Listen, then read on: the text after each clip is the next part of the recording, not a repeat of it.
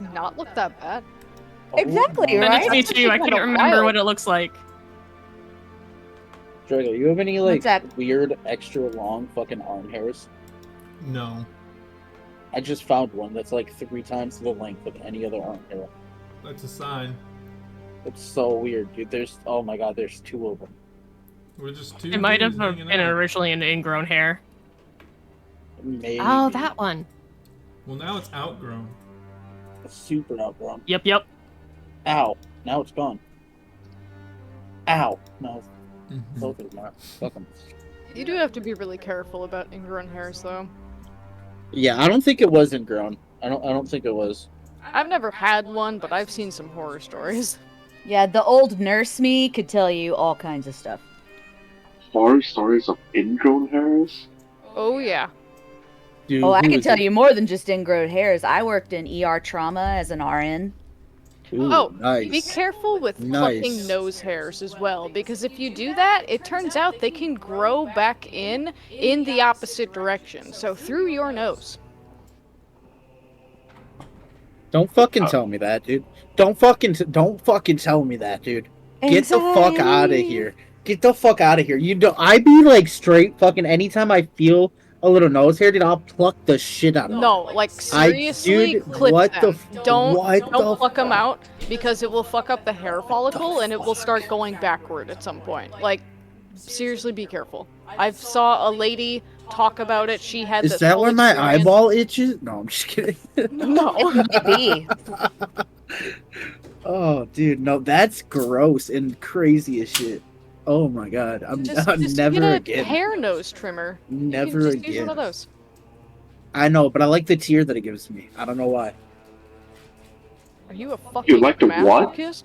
Nah, Definitely dude, a just like when masochist. you pull. I still, fuck you. I'm not out here like cutting myself for fun and shit, dude. I just once in a while, if there's a nose there, I pluck it and it makes my fucking eyes water, and I like that. Fuck Like you. masochism isn't like just cutting yourself. And Yeah, I stuff was like about that. to chime Yeah, in, that's a but self-harm. That's like but like self pain, you know.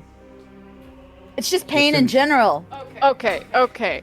Considering doesn't I am actually- somebody who can genuinely speak on this standpoint, that kind of stuff versus the actual BDSM masochistic side of things, big difference. Oh god, we're gonna get another sex lesson. I need my notebook. Guys, What? this I- conversation has gone so I weird. need everybody to be safe and actually understand it is part of the responsibility of being in that weird little culture thing. Like, Yes, it is. Also, welcome to our conversations there, William. Right. This happens a lot.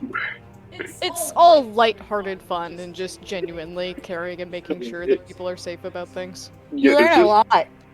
It went from penises, and then it went to nose hair, then it went to masochism, and now it's BDSM talk.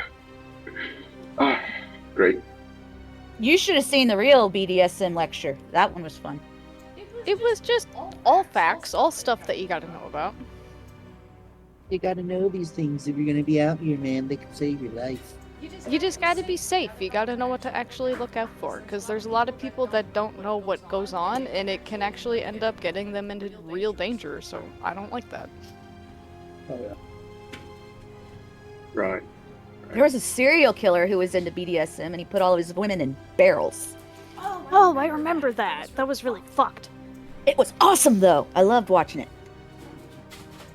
Yeah, something about, I don't know, the way their brain works is bewildering to me. It's just so like I love it. Like I'm constantly watching serial killer stuff. I just want to figure out, like, what's going on in their brain. Like, what, like, I don't... Like, I've gotten really deep into that kind of stuff, and sometimes people are just genuinely insane. Like, it's wild. Exactly. That's why in my master's I decided to go into psychology so I could take classes on criminal the way they think. That's actually really cool. Your psychology was on children. That's psychology with child development being like the branch. But I have classes that I can take that don't deal with child development. My last semester, I took one on drug addicts. You know who else is really good at child psychology? Mr. Beast. Yeah. Well, hello everyone. You said Mr. Bean? Mr. Beast. Oh. That entire thing is so fucked up. Oh, it's so fucked up. Oh, fucked up, dude. And more It's shit. Oh god, so you're bad. what? Yeah, I've been watching a lot of videos Okay, lately. alright, short and sweet of it. Mr. Beast, his best friend, Chris Ava Tyson, is a confirmed child groomer and watches child porn and has been outed by her sister, for fetishizing transgenderism. Apparently, she was wearing her sister's clothing and doing things to themselves while wearing it. And then, on top of that, there have been multiple allegations that he's been rigging lottery-like competitions. And there's also an entire interview that has come out where a contestant, a former work employee who has worked there for like a good chunk of time, was apparently was supposed to be in a video where he was locked inside of this little shack or whatever for up to 100 days, where he essentially, his experience was he was in there with a hot tub and some basic living stuff and a ice cream machine. After a couple days, the hot tub and the ice cream machine went bad, so he had to deal with that.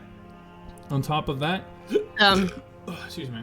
On top of Don't that, forget that Hold when on. he first went in there, it was freshly painted walls. yeah, that too. Yeah, it was freshly painted walls going in. Ooh. But on top of that, Okay, but he, Mr. hold on, Beast I'm didn't not done. actually do He anything, was, right? No, hold on. I'm getting there. This is the crazy part. He did not turn the lights off every single night that this man was trying to sleep there because he said that it would ruin the footage. In the Geneva That's a war Convention, crime. it is illegal for anyone a part of the United Nations to have a prisoner who cannot tell what time of day it is. Torture, essentially. He didn't have a clock. Isn't there a He bunch didn't of have any videos? lights off. There's no windows? There was no windows. So for 30 days, this guy stayed in here, and it destroyed him. And the payment was supposed to be for $300,000. And he essentially, it was just shitty for a while. The thing that pushed him over the line was that this man wanted someone who was sleep deprived and hadn't been eating very well and who had been making really dark, horrific, like suicidal tendency jokes to the camera all day to run a marathon. He got about from 12 a.m., from like noon all the way to 3 a.m., he was running and running and running to the point where he had blisters on his feet, and whenever they brought medical attention in, he called it quits there. And Mr. Beast played it off as, well, now we can't let this video out, like, I'm really sorry that should happen to you, blah, blah, blah, but, like, you know, whatever we can do to help make sure that you don't sue us. And so he paid him out $100,000, and that was it. Then it went a second time, and the second event failed because of the same thing. The guy said that it was too many days. He got a couple, like, 2 weeks into it, and then they called it off because, it's just not a good experiment. But what I would also like to chime on the saying that the actual interview is on a former employee's YouTube channel. So he was the first one to start coming out with the allegations about Mr. Beast. So this was like what, the third video that he ended up making? There's a third part coming out, and apparently Mr. Beast had to hold off on his first apology video because he was scared that, you know, his former employee was just going to immediately come out with a second video, which he did. Yeah, but that whole leaving him in a room with no windows, no doors, constant light on, no idea, that is a literal conventional, like, Geneva Convention crime. It is extremely illegal. Okay, but time out here. I'm a mother, so I need a real reason to keep my child from watching Mr. Beast. Oh, here's one. Oh. They employed registered sex offenders knowingly. The guy hid his face behind a mask. Delaware. And, Delaware. And the Mr. Beast team is trying to get his record expunged. You want to know why his nickname is Delaware? He can't go back to Delaware. He cannot. That's where his crimes were go back to committed. Delaware.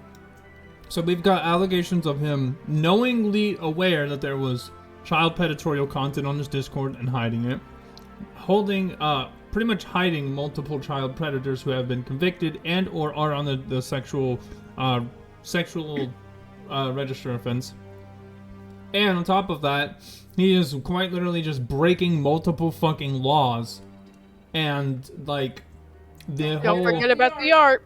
Oh yeah, he bought art from this guy named Shadman who essentially makes child porn. Like that is his shtick. He got famous for it.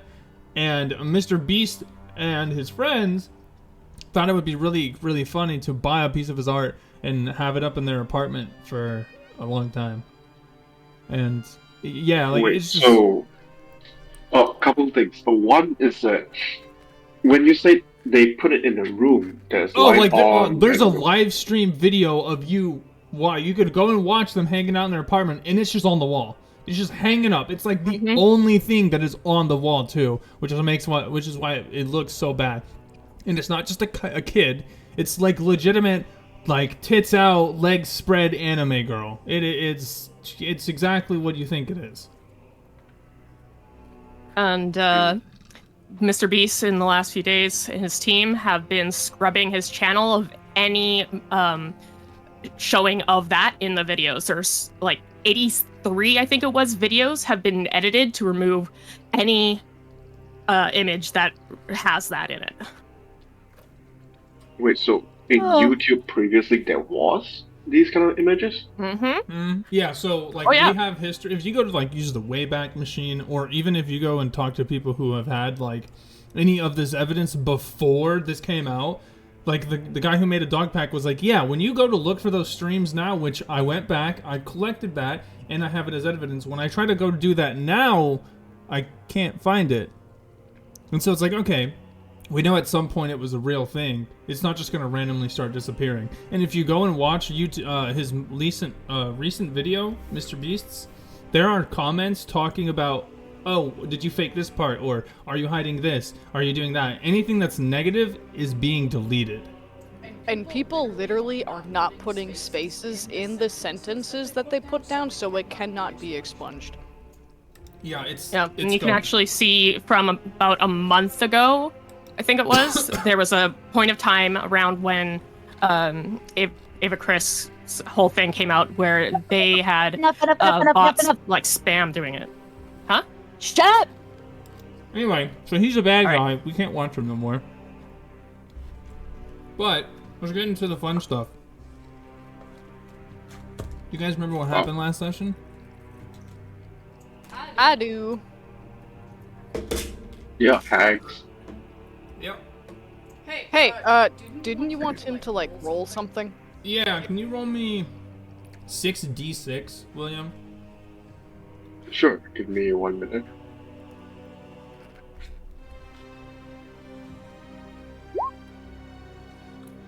There, I did it. Wow, this sucks. 18.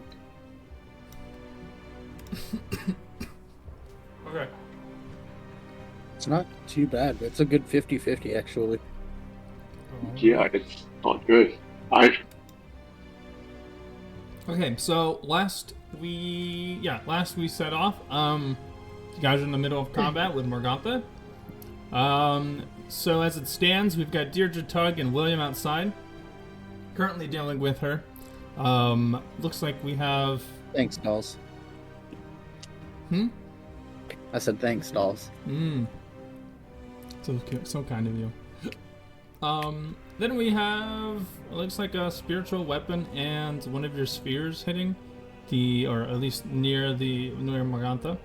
On the inside here, we have Jotun, who's busted in, and he's beginning to attack a night hag, or one of the daughters. And you can see Doru also made his way inside to spider climb attack. He's technically on the wall, but he was like on the wall. Yeah, yep. Okay, cool.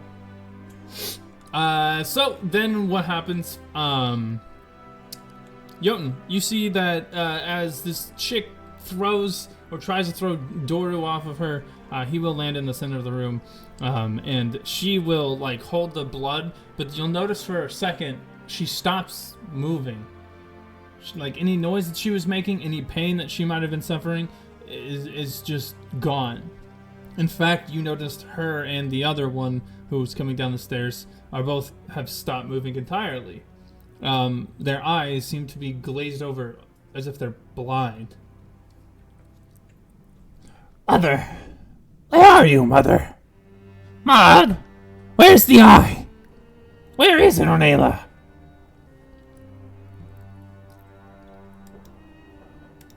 And almost in an instant, these two are going to disappear.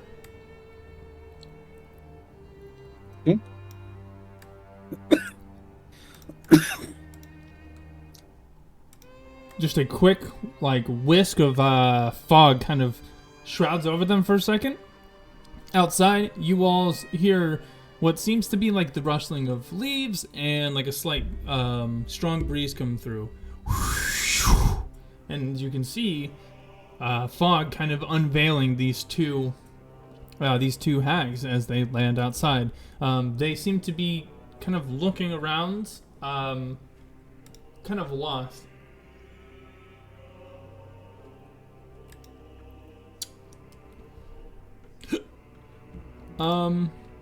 Okay.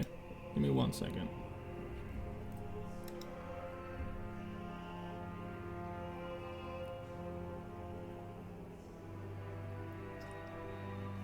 Oh.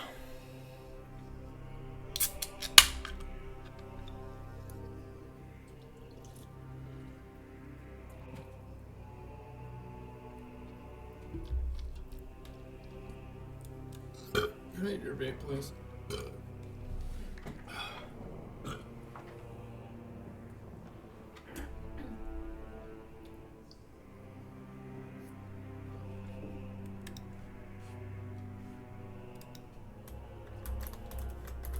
This dude's name is Dora. Yes, his name is Doro. Dora. Alright, here you go. Okay. Alright. As they land, you hear them both calling out for their mother. Mother! Mother! The eye! Give us the eye! You're too frail! You must die faster, Mother! And it is now your turn. Yeah, your turn, Jotun. Do I hear anything coming from Yeah, you go upstairs? No. Oh, No. Sorry. Up the stairs? No. Yeah, it's quiet. Yeah, no, nothing else. You do hear the whimpering of children still coming from this floor. Can I? I don't trust the door is not gonna fucking eat the kids. Can I find where the kids are at and try to get them out? Mm-hmm. Yeah.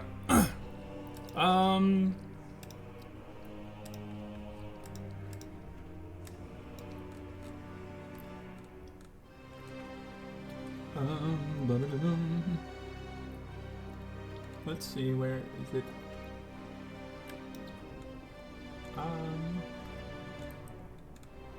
Come on, I know you're here somewhere. Oh, okay. Yes, you make your way over here and you see what looks to be like a strong cupboard. This has a bunch of pots and pans on top of it on the right side stacked. But you also see what look to be not fresh blood, semi-cleaned off the surface, and this large cupboard has been repurposed into a cutting board. You can hear the muffled cries, and as you open the doors to the cupboard, they squeak and they're a little hard to open at first, almost like they were jammed. Excuse me. And then you pull them open, and you see these two small children tied up. Cupboard is just big enough, but what you've noticed, deep enough that they are able to lie head first with a bat that has a bag on it, with the rest of their body laying away from you. Their feet will be the farthest away in this cupboard, and there are two small children seem to be squirming in these robes. You can hear one of the kids, "Sir, help help. I know you're there. Yeah, I'll take these kids, I'll grab them and pull them out of the cupboard. Start. You said they're tied up. Mm-hmm. Yeah, I'm gonna untie them or cut their Bindings. cut their bindings. Yeah, thank you, and release them. Take the bags off of their heads and fucking get them out of the sack or whatever they were bound in, and just hey, kids, you must wait here while we take care of the hags, okay? Please, you have to get them. They are our friends. You see that's a small child and actually it's two small children. They do have a little bit of life to their face, but not very much. They look like they've been in some dirt for a while. Were you here? I can mention it later. You don't recognize these children. They grabbed you. The little girl, she's like pretty much bolted to your leg, does not want to let go. But you can see that, the youngest of the boys. But the older one, maybe a year older, if that, looks at you and you can see he's less scared and more angry than anything. But he looks at you and he goes, "Thank you, sir. Me and my brother, we're gonna hide, and you take care of them. But please, you gotta be quick. They're strong." Don't worry, I will. And then I'm gonna leave and Doru, make sure nobody gets past this door. Roger that, man. Do what you need to. I'm gonna run out and I will smack this hag in. Is she facing me or is she facing away? away. Alright, I'm gonna smack her in the back of the face. That hits. For a bonus action, actually? Mm-hmm. Okay.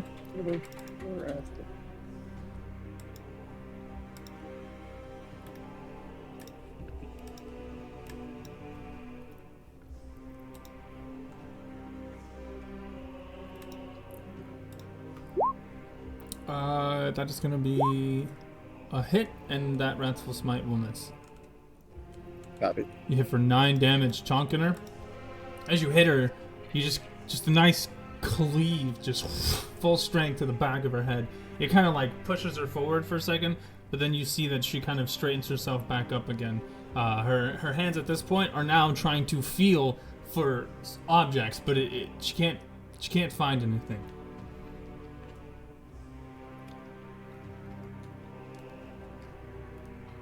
Guys, I think they're blind. They're blind? What do you mean? Blind does not mean deaf. My children will kill you slowly. We do not know the hatred you brought upon yourselves. At this point, you can see that she is beginning to have chunks of skin falling off of Morgantha's body.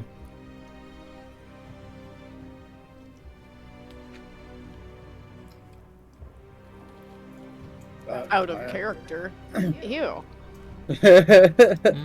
Gnarly. In character, you. Facts. Alright, Deirdre. What are you gonna do to this thing? Alright. Well, first off, bonus action to move my sacred, or not sacred, spiritual weapon and whack her. Alrighty. I will one day remember where on my attack list this thing is. Okay. That hits.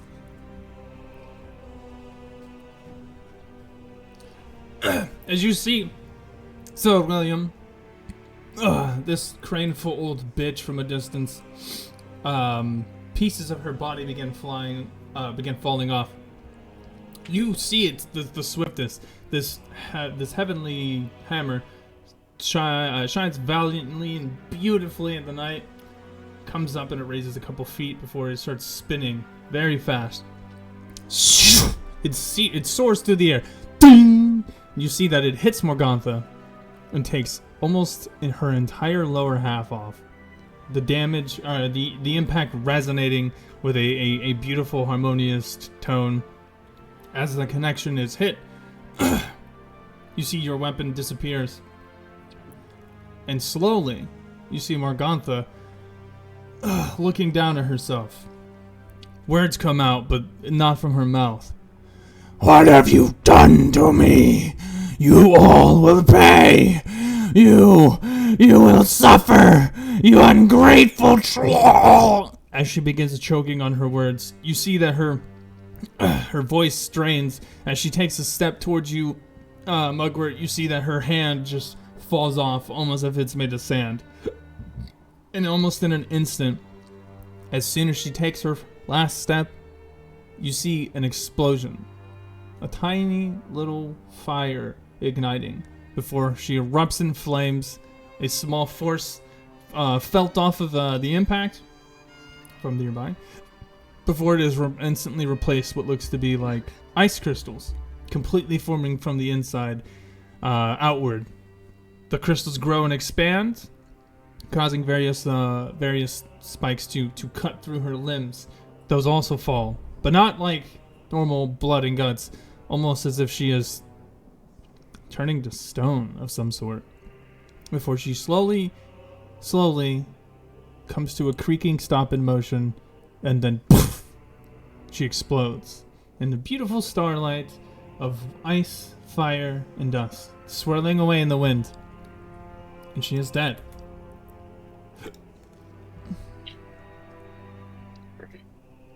And her hag sisters are still there, right? You see her two daughters at her death.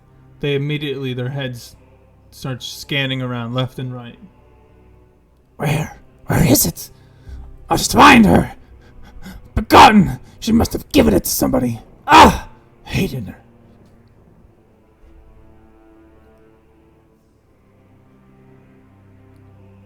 Is there anything on the ground around me?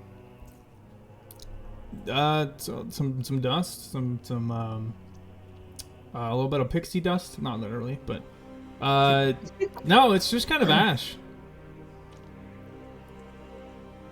All right. So we're just to make sure we're still in combat. Yes. We still have to deal with these.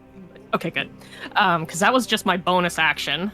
So I'm gonna look between these hags here, and then look for over at William, which I can partially see, and see that he's looking rough, and go, fuck it, and I'm gonna rush over to William to use a Cure Wounds.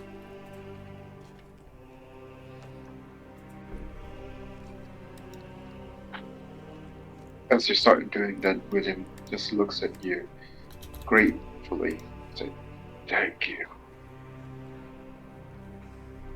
You already look like that. We don't need you to actually die here.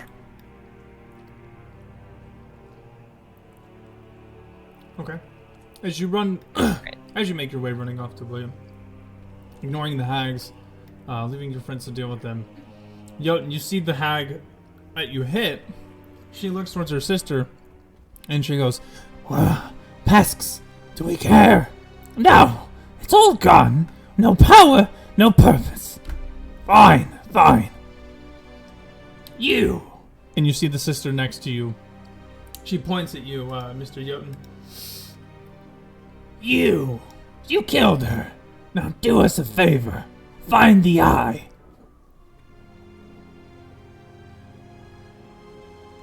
Why would I do you any favors? Because we don't care about the coven. No. Sight. That's what we seek. The eye. She took it. Promised us the eye, and yet she left. No, taken. Stole it. The one that seems to be talking to you does have a bit of a quirky, multifaceted, or multi-personality disorder going. But her sister turns to her. Or turns to you as well. Ophalia, stop it now. Sorry. My sister here. She's new to the coven. She puts her hands together. You see that her features become a bit more pleasant. middle-aged, 40 to 50-year-old, slightly graying, but not the hag that you saw seconds ago. We seek just knowledge, to see all. We've been stuck here because of her. What was her? Now, we have no coven. We need something, and so we seek sight. Please find the eye she promised us. Give us our vision. You seek secrets, no? What secrets do I seek? The secrets of the lands. Strahd. His fallen love. His brother, the rumors. Can I start digging through the ashes? And how would you know about that? It's not your turn tomorrow. And you see she produces out of almost nowhere letters. Various letters. In fact, letters almost like perfect copy of the letters that you all were given. Each of them individual, like an exact copy of all the different letters you've all been given. You see, you're not the only. Many come, searching secrets. None leave. Be the first. Help us find sight, and we will see. We will help you find what you are seeking.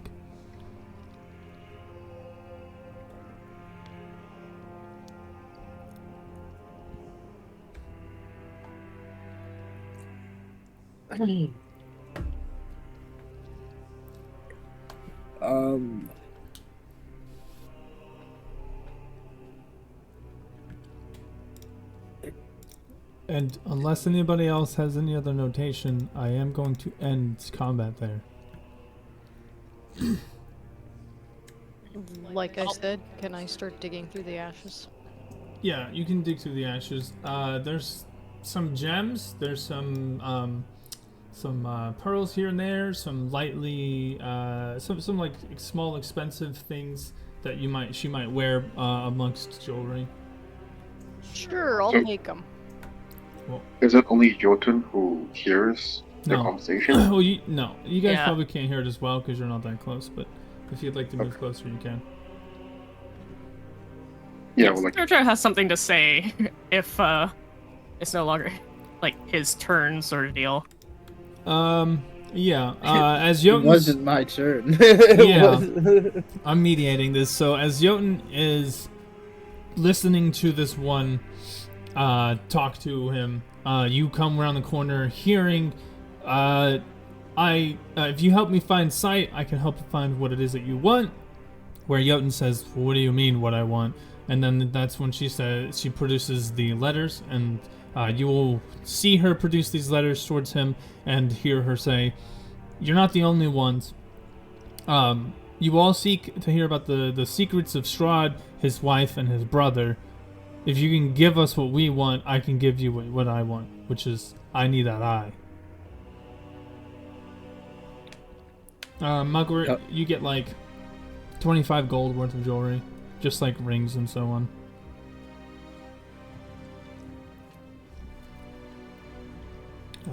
Yeah, what were you gonna say, Ewan? How do I know? How do I know that I can trust you? How do I know as soon as you get this eye, you won't turn your back and just flee, disappear? Why shouldn't I just kill you now? Because, you see, The second sister, the one who was talking to herself, pitches up. us. A coven must have three. 3 to live, 3 to see. Without the third, we cannot succeed. can I roll insight or history? Just check if that's true for Hag's Coven. Roll in, roll history. Alright. You don't know much Oh. about hags. Not exactly the Fine. easiest creature to learn things from. You're not very sure, Would, William. would this be a moment that Deirdre could pipe up in? Yeah. Sorry. Yeah, because Jotun, I'd you like- hear, Oh, for Yeah. fuck's sake! Jotun, are you really going to listen to these hags? They're illusionists. They've been tricking us. Not only that, they fucking help with killing children and making Tug eat a goddamn heart. You know, when you're right, you're right. And I'm just gonna bring my hammer down. Go ahead and roll me initiative. Beautiful.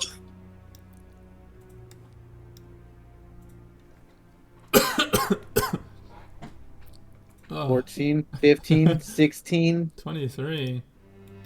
What the William fuck, has bro? been, What the fuck, dude? has been Apparently, we're very motivated. For real. You get a turn, then you get a turn, then you get a turn. All right, One Tug. second. Tuggalicious! Working on it, the computer's slow. Well, what is your reaction to the ladies? How does Tug feel about this? I wonder too. I don't know. Tug is confused. That's valid. We'll give you more pastries. Okay, he's no longer confused. Alright, fair enough. I love the whole. You know, now that you mention it, you are right. These still are evil hags. Yeah. They were helping grind the kids up. This land is just confusing, man. It's wearing on Joe, and he doesn't know what to do anymore. So far, it seems like everybody has at least a little slice of evil in him here. Hug is precious. Yep. Alright, William. Okay, Jotun, what did you roll for damage? I think it was a 15 or a 14. Oh, you have to roll the damage. Or click on it. Actually, wait, hold on. Oh, Does that for hit? damage? Oh, no, that does not hit. 3. That misses. Yeah, it was a 15. 15 for 3. You go to and just you completely just fucking ate shit and missed. She was just like a foot outside of where Yeah. I thought she actually was. And you hear you I sneezed while I you brought go it down. and then you just look at you see them look at you as best as they can without vision. And they look like towards you, and one of them goes, Fine! Die at your own hand, your own hubris! and William, you're up.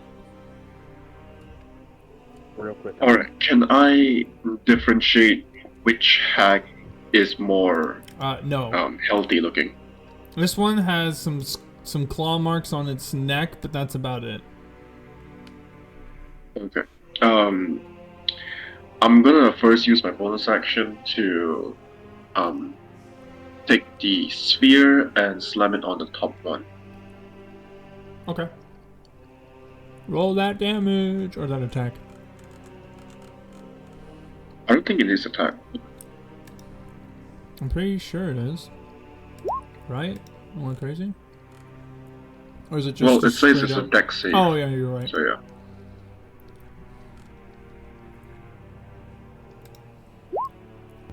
Ooh, that's gonna hurt. What kind of damage is this? It's cold. It's a freezing sphere. Oh, hell yeah. Alright. Your spear lands on her, just hitting her fucking leg.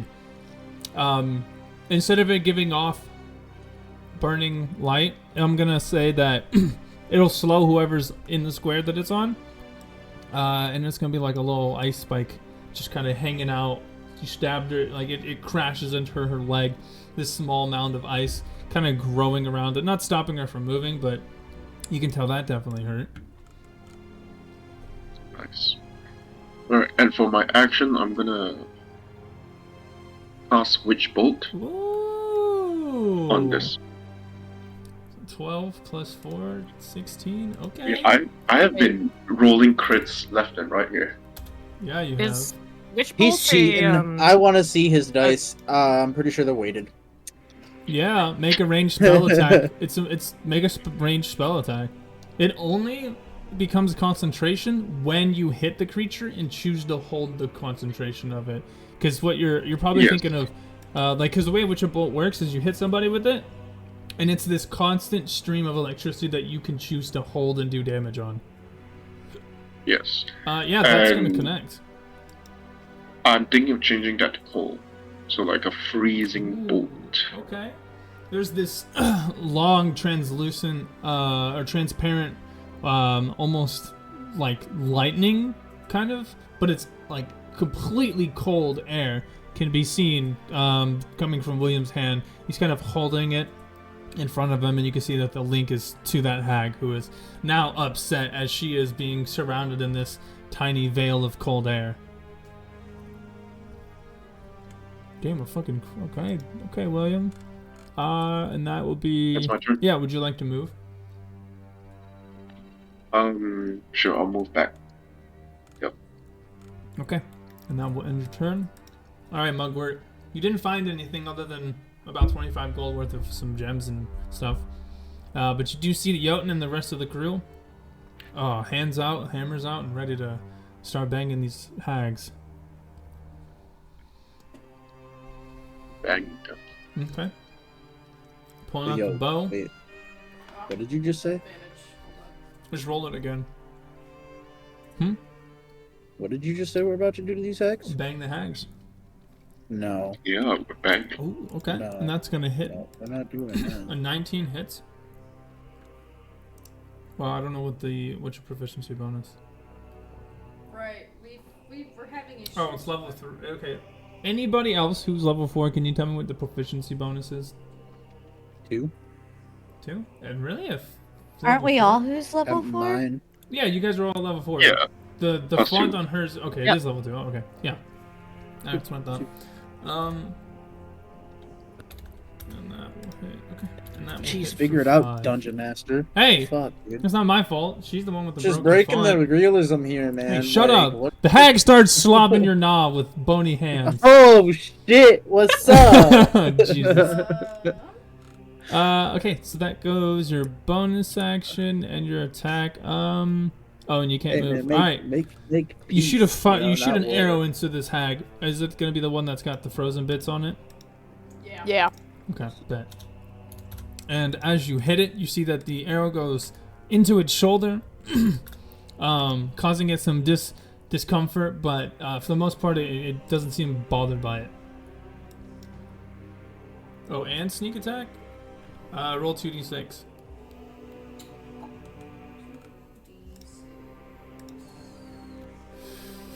Another 3 damage. Alrighty. That's pretty good. Pretty good. Alright, Deirdre. You're up. That's a good hit.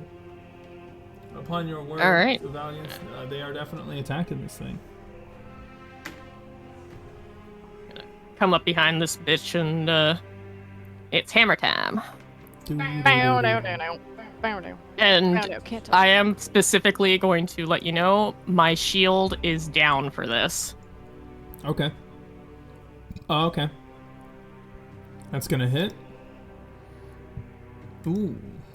Alrighty. Nice clunking with some 4 damage. And is my spiritual weapon still up? It lasts for a minute. Yes. Okay. So it will move it here, and it will also take a swing. Okay. That's gonna be. And it misses. It's just close though. I mean, not really close, but close enough. Alrighty. Tug, what's your dexterity modifier? Hold on. You get back a +1.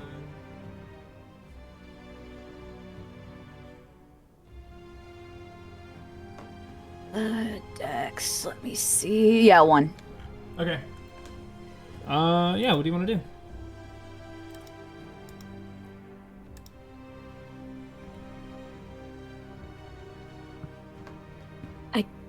Yes. What's that little yellow circle again? That's her spirit weapon. You can stand in the same square of it if you want. If you would like to. Yeah, it's hovering off the ground. Also, speaking of the spiritual weapon, where's my token? Ah, that's crazy. So, here's the thing. It doesn't constitute it because it's all your stats. And so every single time that you level up, you'd have to go in and change everything manually. I'd Wait, why? That has Um, nothing. Okay. I'm I'm gonna show you something on hold on. our Do you want campaign like later. Hold on, actually, I wonder if I can give you... I don't need a sheet. I just need the token that I can move around. Oh, Why you do I just have want advantage? just Nope. want a token? Just like a token. Yeah, I just want a literal token that I can move around. Just give her the fucking Okay, token. okay. Just give her a Okay, token. okay, jeez. God. Jeez. When a woman asks for a token, Can you Draco, know can what you to do? use that? Can you move that around? If you set it to be allowed by my character sheet, yeah. You better hurry up, Draco.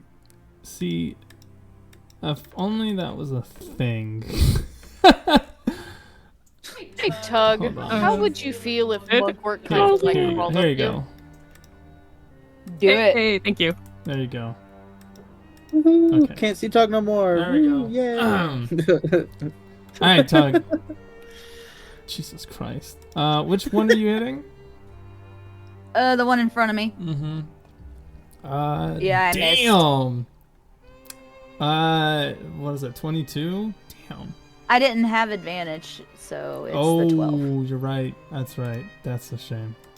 Oh, were you not recklessing? Nope. Nope. Oh. She was recklessly attacking, but not using the ability. That's gonna be a miss. I see. It automatically checks that off, and I keep forgetting to uncheck As it. you pull your silver, as you pull out the gifted silver sword and you swing it at this lady, you see both of their eyes light up out of fear and then anger, but you miss. And you see that they both begin this small guttural growling noise. You measure action. Do you have any? I think you guys need a lozenge. Jesus. Ricola. All right. You're up, Jotun.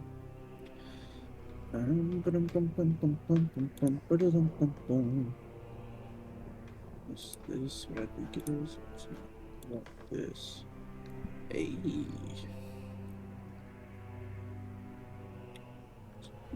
It's not bad. Alright. Let me see if I can't. No, I miss. That's a miss. That's unfortunate. But as a bonus action, I'm going to try to compel this one up top here.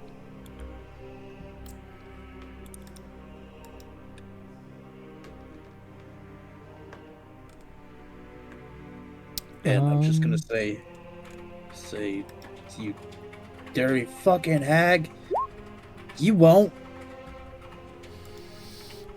And that's the one in front of you? Yeah. Okay. Yeah, you say that, and she just looks at you and she smirks. Then her sister says, "Oh yeah, but I will." And No, fuck. I meant that one. yeah.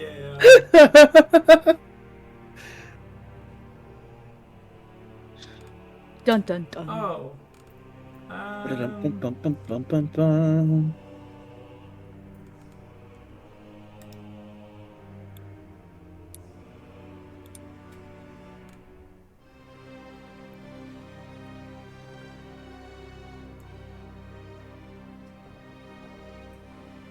One second.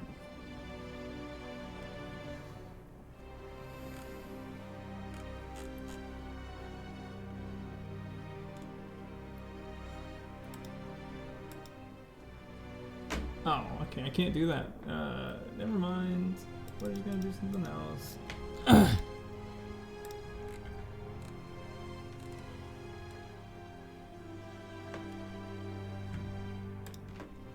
Can you roll me a Constitution saving throw, please? Yep. Yes, you are. 13. What do I win? You win. You see that the lady, she goes, "But I will!" And as she reaches her hand towards you, you see these green tendrils kind of float around you out of her fingertips before she then pulls them. And it looks like a bunch of threads of string or actual just thread itself is being yanked, you are now paralyzed. As you are now surrounded with these green tendril-like strings that are holding your arms and your legs together.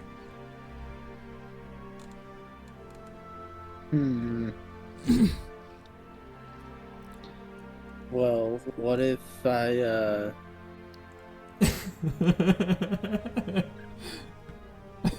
Nothing. And then we go to Doru. He's gonna open the door. Do you guys need help out here? Get up! Get Oh God! Okay. All right. Let me just. I gotta make sure you guys wanted to play. I can't move right now, dude. He's gotta help me for a second. I mean, it wouldn't hurt for some help, you know. Don't worry about it. I got it. We're gonna be fine. This is gonna be great. Where the hell have you been? Don't worry. There's children. As he just punches this bitch. There's children inside. Did somebody leave children alone with the vampire? And then he hits her again. This time he just like uppercuts her. No, we were saving them. They captured children and had them inside of a cupboard. Don't you touch our little food. We'll kill you all. See what I mean? You see, he gets a good couple punches off on her, leaving some good scratches on her. And then we'll go to you, William. Alright, the one that screamed, what's it called? They're gonna have children for their food. I'm gonna use the frost spear and slammed it. I don't know which one it is, but you know. That would be the one whichever. that's near Doru, so the bottom one. Alright. I can't move the spear where the hag is blocking it. Let's do. There it is. Whee! Okay. Okay. You know, it's roll not that about the damage. size. Which is about Okay. how you use it. Yeah. I figured with the chat earlier, dude, that's pretty appropriate. And that's gonna hit it for 9 damage. Alright, and for my action, I'll just cast Chill Touch instead of cold damage, which should have been, even though it's like necrotic damage. I'm gonna make it into sacred damage. Radiant damage. Yeah, radiant damage. Okay. Yeah, that.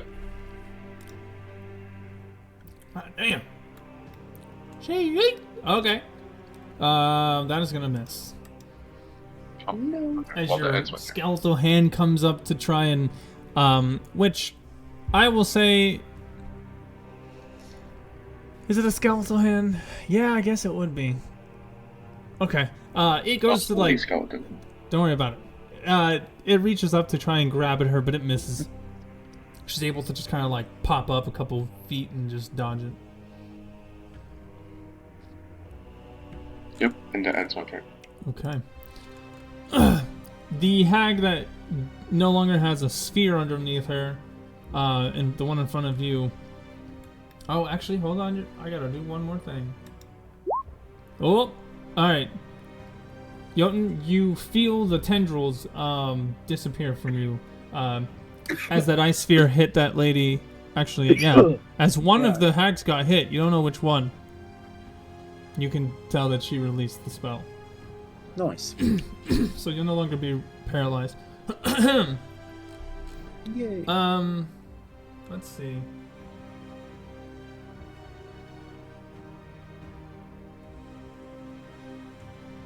And yeah, boy, you're gonna see the hag moves kind of through you, Tainted, like almost instantly as she reaches forward, kind of doing the stereotypical 90s ghost float. She just kind of phases through your body. You expect the impact, and then you're again, kind of confused. Mm-hmm.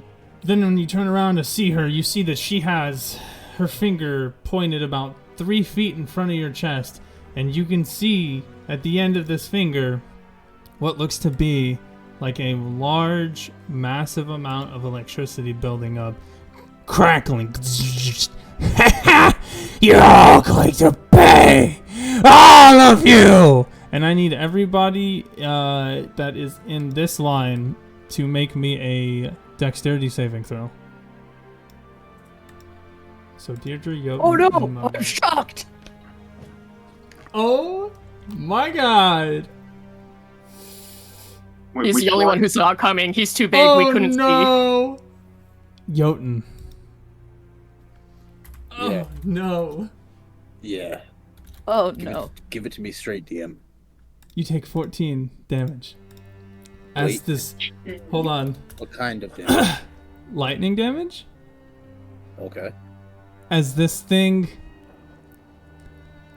shoots out of her hands, you see this white, bright light, William, Deirdre, Tug, and Mugwort, emanating from around Jotun's shoulders, before you see him slowly turning, kind of throwing his shoulder over to the right as he dodges it, but he didn't make it. The lightning burns his shoulder and causes whatever is in your left hand to go flying out. Didn't destroy your arm, but it caused some damage. It hurts. So I drop my shield then. You drop your shield. Deirdre and Mugwort. Can I reaction? Yes. Roll a d12. Okay. 3 plus 2. Okay, you get 5. You take 5 less damage. Alright. Deirdre and Mugwort, you are not so lucky. The lightning bolt hits you directly in the back or the side, Deirdre, for 29 damage, and you fall. Mugwort, the sheer force of it hitting her and the power of this electricity that was shot out, Deirdre's body pushes into you. You also take 29 damage, and you're both unconscious. Tug and William, you see the lightning bolt almost as fast as you see it produce. It is gone and left in just a singed line. Mugwort and Deirdre are now unconscious. Smoke visibly emanating from their body. Jotun's left arm, seeming to come off with a bit of smoke itself, seems hurt for the most part, but he looks like he got the luckiest out of them all. You hold on. The hag here on the south, as that lightning bolt gets shot forward, you see that one of her eyes starts bleeding, and she reaches for it. She screams, "Too much!" And Mugwort, I need you to make me a death saving throw. That should be.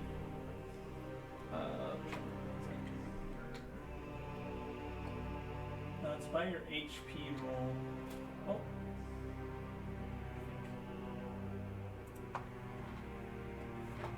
Okay, you have one succession. Deirdre, can you roll me a death save? And Jotun, did you have another reaction to use? I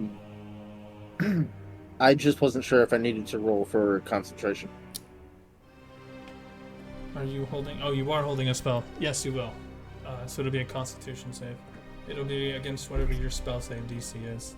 So you want to get higher than your spell save DC.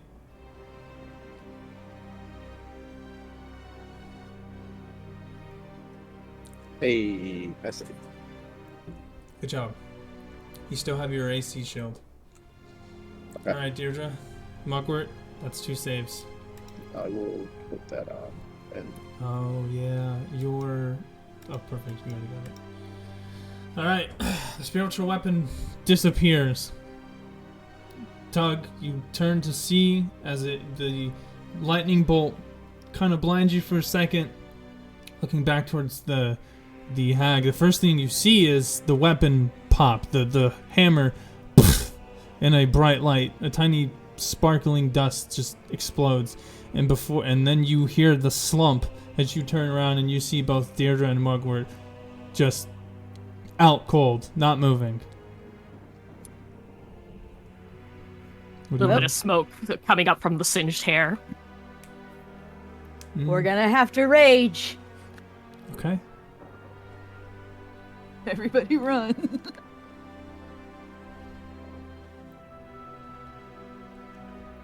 As Tug begins to rage, William, Jotun, you see something above her. Like an ethereal image. See-through, transparent, but it looks like it holds space. As this old man, donning very, very, very, like, ornate Viking armor, horned, watches over her, almost like a ghost. And what are you gonna do, Tug? It's gonna be a miss.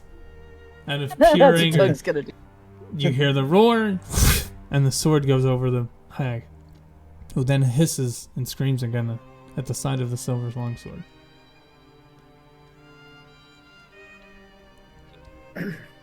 At the site? Jotun, what are you doing? I am going to move 10 foot over, and I'll let you go ahead and roll for that attack if you want to. Okay, misses. Alright, and I am going to move past. Go ahead and roll for that attack if you want to. Are you crazy? Because you know, doing? misses. Alright, and I am going to give 6 points to Deirdre and 7 points to Mugwort to bring them back from fucking unconsciousness. Okay. William, you see Tug just complete rage mode, this thing watching her as she swings towards the hag and misses. Jotun's just one-armed with just his weapon, comes running between the hags, definitely dodging them before he comes to his to a slide in front of both Deirdre and Mugwort. You see that he holds his hands in the up to his chest. You can tell he's calling on something. Before then, a moment later, you see this white light coming from the palms of his hands. He raises them over them both. And then just a second of him holding this before you then see both of them breathing. You hear the exasperated first breath of air coming back to them as they both pop their eyes open just enough. You can see that they are awake. Jotun being MVP here. Mm-hmm. And I think that's all you have. I think do you have a bonus action still? I have a bonus action, but it's like a smite. Oh, okay. All right. As you do that, okay. Oh, I don't actually, no, because I compelled duel that chick, Oh, and I yeah, forgot to use the slot. So no, I am out of slots. Damn. Okay. All right. I can infuse I think a divine sense into a point or something like that. Okay.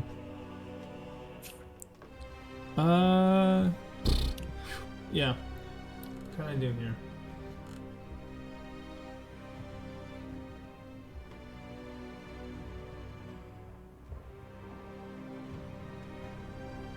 Pass the turn up because you're a really nice DM and you don't want to see anybody else get hurt. You know what I'm saying? Because like, who wants that? That's hilarious. Yeah. Maybe I'll do stand up. Maybe that's what I will do. You know. Okay. Mugwort and Deirdre, you are both asleep. Like you fall asleep.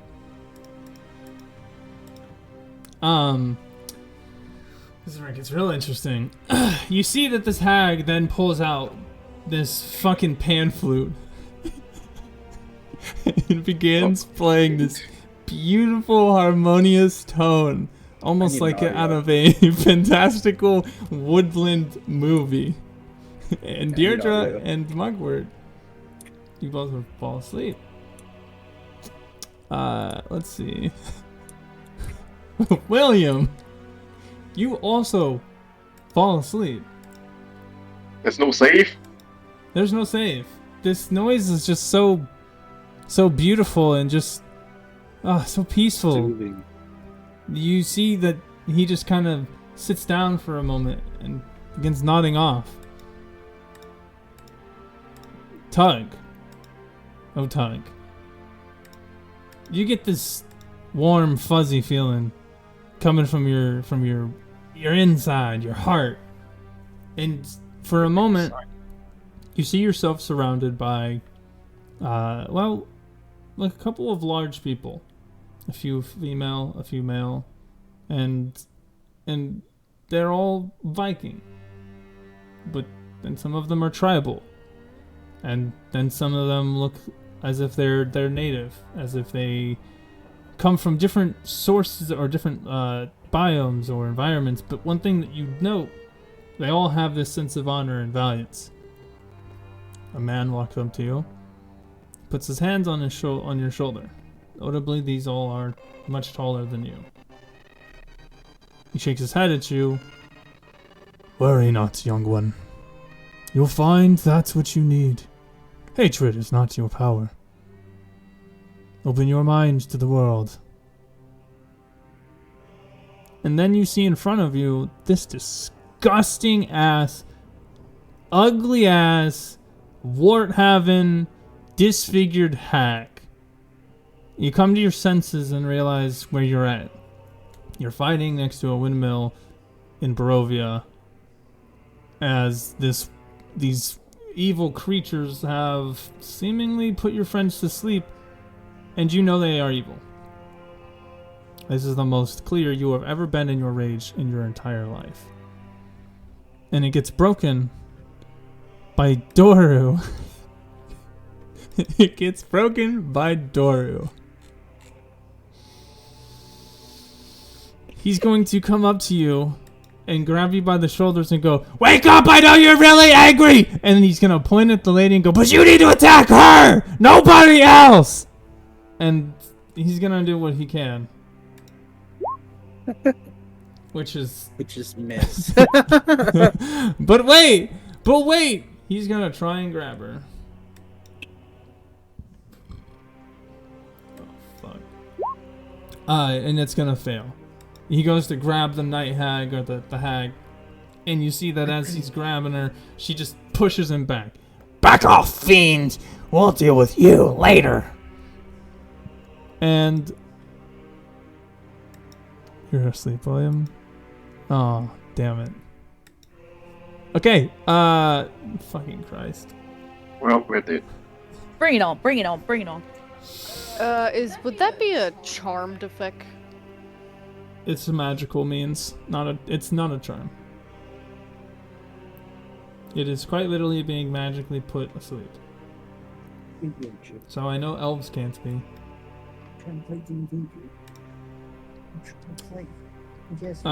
I guess? Yeah. Yeah, she's gonna come in the midst of things. Tainted. Sir. Does an 18 hit? Does an 18 hit? Oh, you don't have your shield, so you're at 19 AC. I'm not at 19. I'm at 18 because I don't have my shield. I still have it equipped because of the Shield of Faith. What's your AC So without my- Shield of Faith? 16. Oh, But I'm at 18.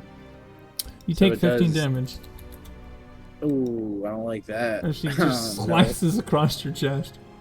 No, fuck you, dude. Reaction. One last time, goddammit. How many? Okay, you got one last use. That's my last one. No. Oh, and it's worth it. I take 3 damage, baby. What's up? That's pretty Woo. good. Saving my life out here. Yeah, they call me Tank sometimes. Yo, Tank. Yo, boy. The Tank. Oh no. Alright. Mugwort, Deirdre, you both are sleeping soundly as a feather. Or as a baby. Oh, why did I? Alright, Tug. Tug. Character sheet. You're up. What are you gonna do? I'm not raging anymore, right? Oh, you still are. Oh, awesome. It's just a clear rage. It's like going Super Saiyan for the 3rd time. It's like Kaioken for the first time. Oh. See, I like Kaioken, but like I don't want the really long hair of Super Saiyan 3. No, just Kaioken. And it's gonna hit Finally!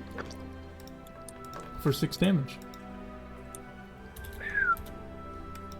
Fucking A. Okay.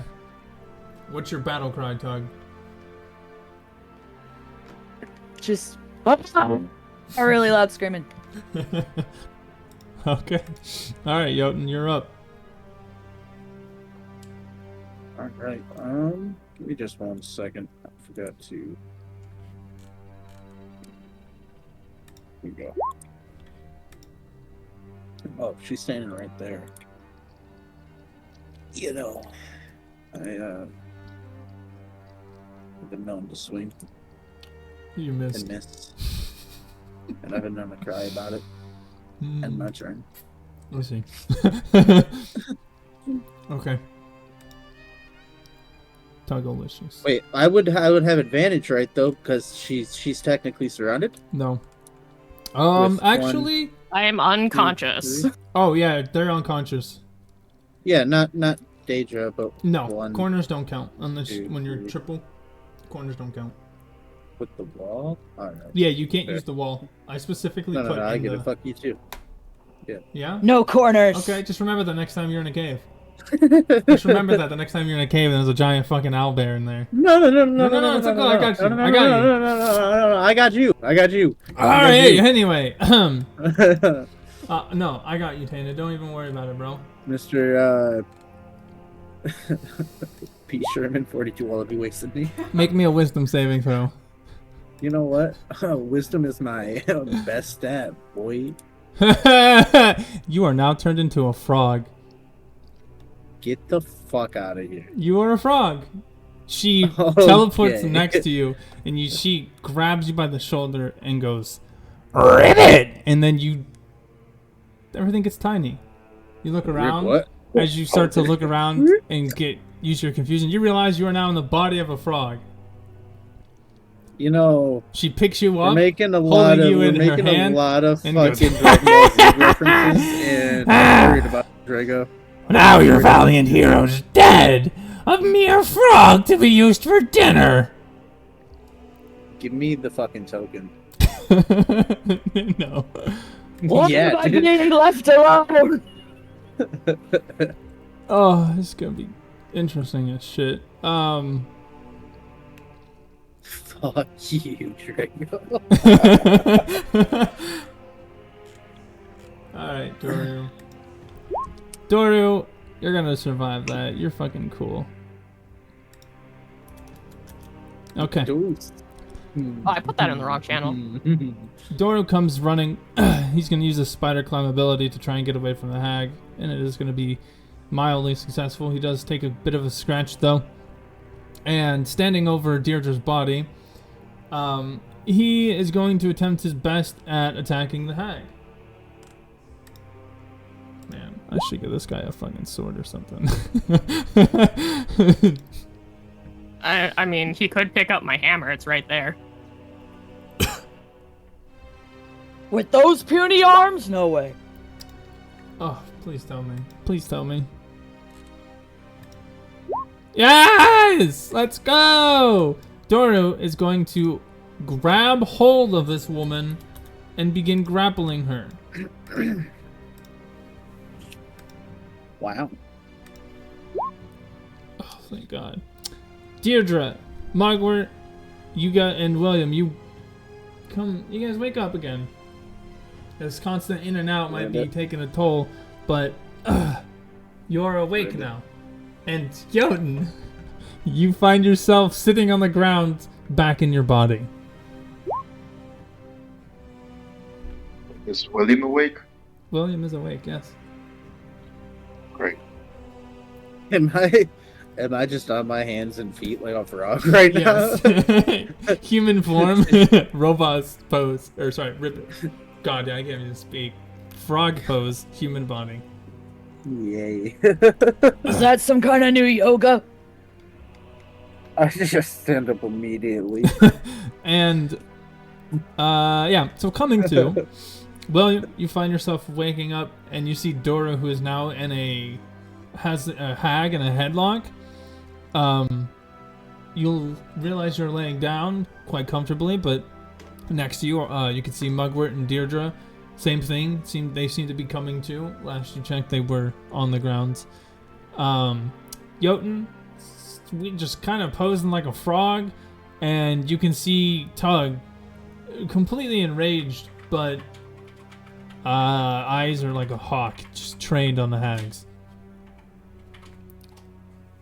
In a very dazed look, William gives towards the now frog, Jotun.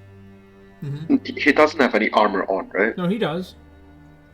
So it's a frog in the armor. No. I'm back. I'm back into human. Yeah, form. he's just back into normal form. Okay. Yeah. Great. I'd stand up from the position that I was in. I'm back now. Okay. Does it take an action to stand up? No, it takes half of your movement speed. Okay, great. William will stand up and start running away from the battle. It's like, you guys take care of that, as he just swipe his hand and just move his frozen sphere at the closest hag. Okay. We also sent you some cheat sheets, Mr. William, on Discord. Oh, you guys are cheating? Mm-hmm. No wonder you're rolling fucking crits, dude. No, that's bullshit. I want to roll, Right. dude. No, you I want guys to all have read access right now, to this. dude. We demand the reroll. For my action, I'll just do chill touch. Oh shit! Damn! Chill touch you will. Okay. And is it going to be on Secret this damage. one? Or is it going to be on this one? I mean, yeah. What? Let's see. On this one, do I get advantage? Well, I mean, I don't need advantage. Yeah, this one. No. I mean, you would. You don't need it. So what is Yeah. the full damage of that? 8 plus 2. Um, And that's going to do 10 damage. Who gets advantage for what? Nothing. It's- What? It's the what's it called? Sacred damage. No, not radiant damage. Okay. That'll kill it. As he because I have this. Sacred Flame? Oh, okay. Well, I can change the damage time. Yeah. As you throw your sphere, or you send your sphere to the other hag, she takes the brunt of it, kind of trying to push it underneath her. And as you begin running away from the scenario, oh, poor kid. Poor kid. Yeah, you see that his hand. Oh, fucking Christ. Oh, Doru. Yeah, everybody forgets about Doru. Doru! Fuck Doru. You see that the white spectral ghost hand raises again underneath the hag that Doru's holding on, and it goes completely through the hag and Doru, seeming to pull something out of them, and then the hag begins to collapse, burning up in like a small radiant fire. You can tell that the holiness is affecting this creature, but then Doru can be seen almost getting thrown, but sort of halfway jumping off of her. He too is burning. You can see that his arms and his chest also seem to be burning from this radiant flame. As he drops to the ground, you can see that he is doing his best to try and get the flames off of him, letting out screams of pain. Yes. Look towards Doru and I say, my bad. You gotta be careful. But At least you're hot now. that is one down. And with that, William, you see that there is just one less hag. At this point, both of her eyes do begin to bleed from their sockets. She is pushing this ice sphere underneath her as she begins to try and stabilize herself. Jotun and Tug, you see that she drops to her knees. The visible wear and tear of the situation on her. Please, just let me go. It's too much. Too much hatred. Too much killing.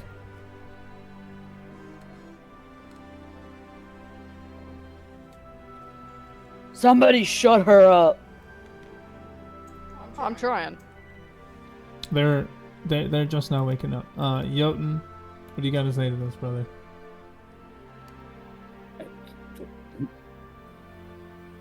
It's your time. You have to go. You should have known being a part of a coven wasn't the right choice. Right choice. There is no right choice.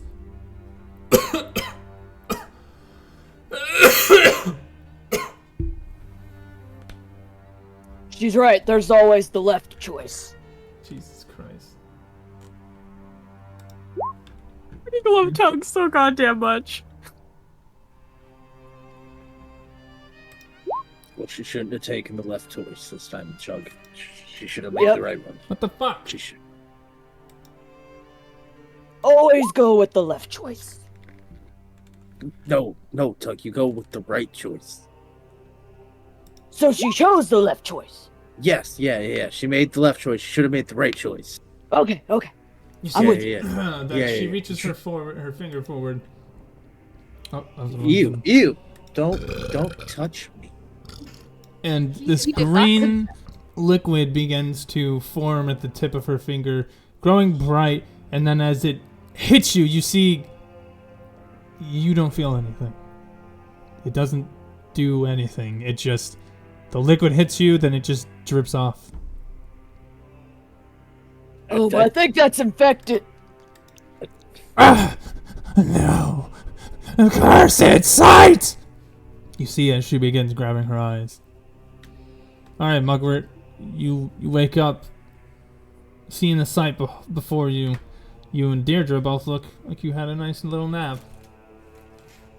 Emphasis on little. We're out for Don't what, forget, 6 since seconds? we were knocked the fuck out, exhaustion level went up. Oh yeah, that's right. You guys will have 1 level of exhaustion. Damn. Yep. Well, just turn on exhaustion now, just in case. Not if you fell asleep. Only if you were downed. No, yeah. But just in case I ever have to use it, I don't want to have to look for it later.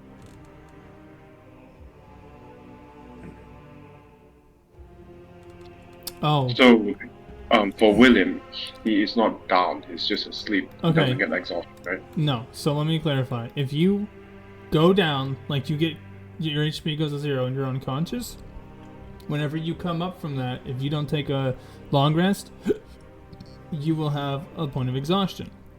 If you're downed and then you stay Wait. out for 8 hours, and you wake up after that 8 hours, you'll be fine because you'll take your long rest. Oh fuck. Yeah. Doesn't that mean Mug has 2? Mm-hmm. That would also mean that you have 2 as well, Deirdre. I didn't go unconscious from Strahd though. Yeah, you From guys the are wolf, forgetting. the wolf. You guys are forgetting this is only an hour after you just got done for being a werewolf. Oh, that's right. So you. Yeah, I do oh, have 2. God, yeah, you guys will have 2 points of exhaustion. Half I need you speed. both to roll me a Yeah. D100 as well. Damn, Drago. Yeah, that'll happen. You're not holding back tonight. So one thing I tried to tell you guys about Strahd, I will not be holding back. Like, I won't be going more dangerous than what it already says. Oh, no. I'm multi-class into the worst fucking nightmare, dude. Okay, so at level 1, you have a disadvantage on ability checks. At level 2, your speed is halved for exhaustion. 70 and 63. Give it to me. Lay it on me. 70. Oh, you both. Uh-oh. You both start experiencing vivid hallucinations. And you have disadvantage on ability checks. This lasts for let's see. Well, since we already have disadvantage on ability checks, it just means we're hallucinating now on top of it. Yeah. Yeah, for 6 more minutes. And that What is, did they see, Gerbil? Imagine a very, very nice, like, very good day that you had as a child. But every single time that the day begins to end, the worst thing that ever happened to you continuously replays, but it's magnified. Can I do my stuff? Mm-hmm. You wake up exhausted. What would you like to do? Well, I already used my dash to move over here. Would I have advantage considering She 3 people? is, yeah, because more than 2 people are surrounding her. Which means you'd be a regular roll, right? Because you have disadvantage. Yep. Disadvantage on ability checks, not on attacks. It is an ability check. A check, isn't Yep. it? No, they're separate. Ah. Really? An There's a ability double check is stack? like your... Both of those? That's hilarious. Why is that a double stack? Oh, that's goofy. Okay. Go on with your normal... Is this hag still kind of like crouched over? No. How tall is this hag compared to me? She's like 6 or 7 feet. She got like... How tall are you? I mean, she's larger than you. But she's considered a medium creature. That answers my question enough. I'm probably going to be using a good chunk of my movement. I'm gonna kind of try and run up the wall and get some height What on is your her. total movement that you have? I have 30. So then it gets cut to 15. So then it would have taken you 15 to get here. And then that would have given you 15 left. What are you trying to do? I want to get enough air so where I can come down, and I'm trying to stab her in the fucking head with my rapier. Oh, roll me an acrobatics check.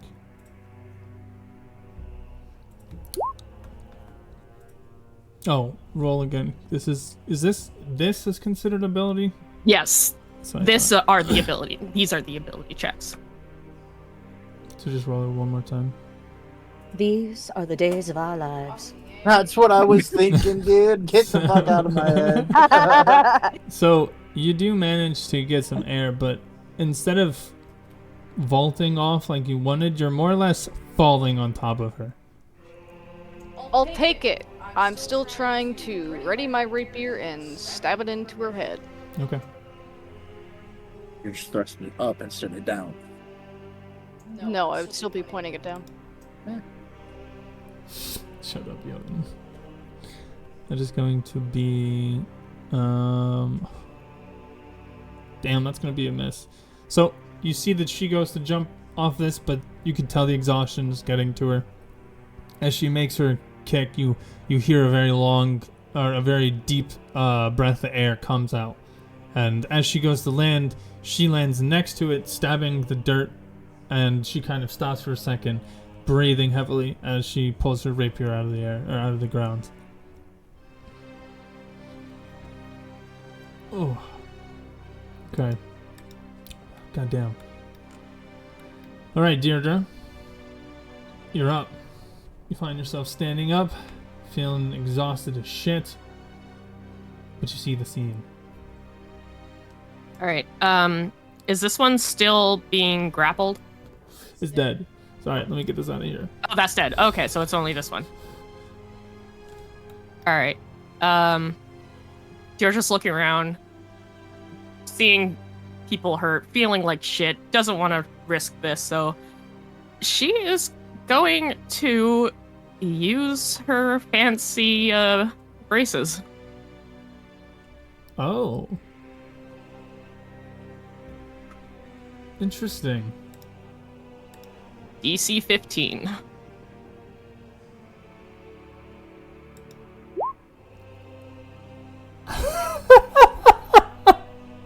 That is now A 2 out of 3. Oh my god. Alrighty. So you see the hag. What do you do to it? What do you do to it, Deirdre? I don't think I actually got up. I think like I kind of half pushed myself up, looked around, and just glaring up at this hag, like, you're not going fucking anywhere, and grab her by the ankle.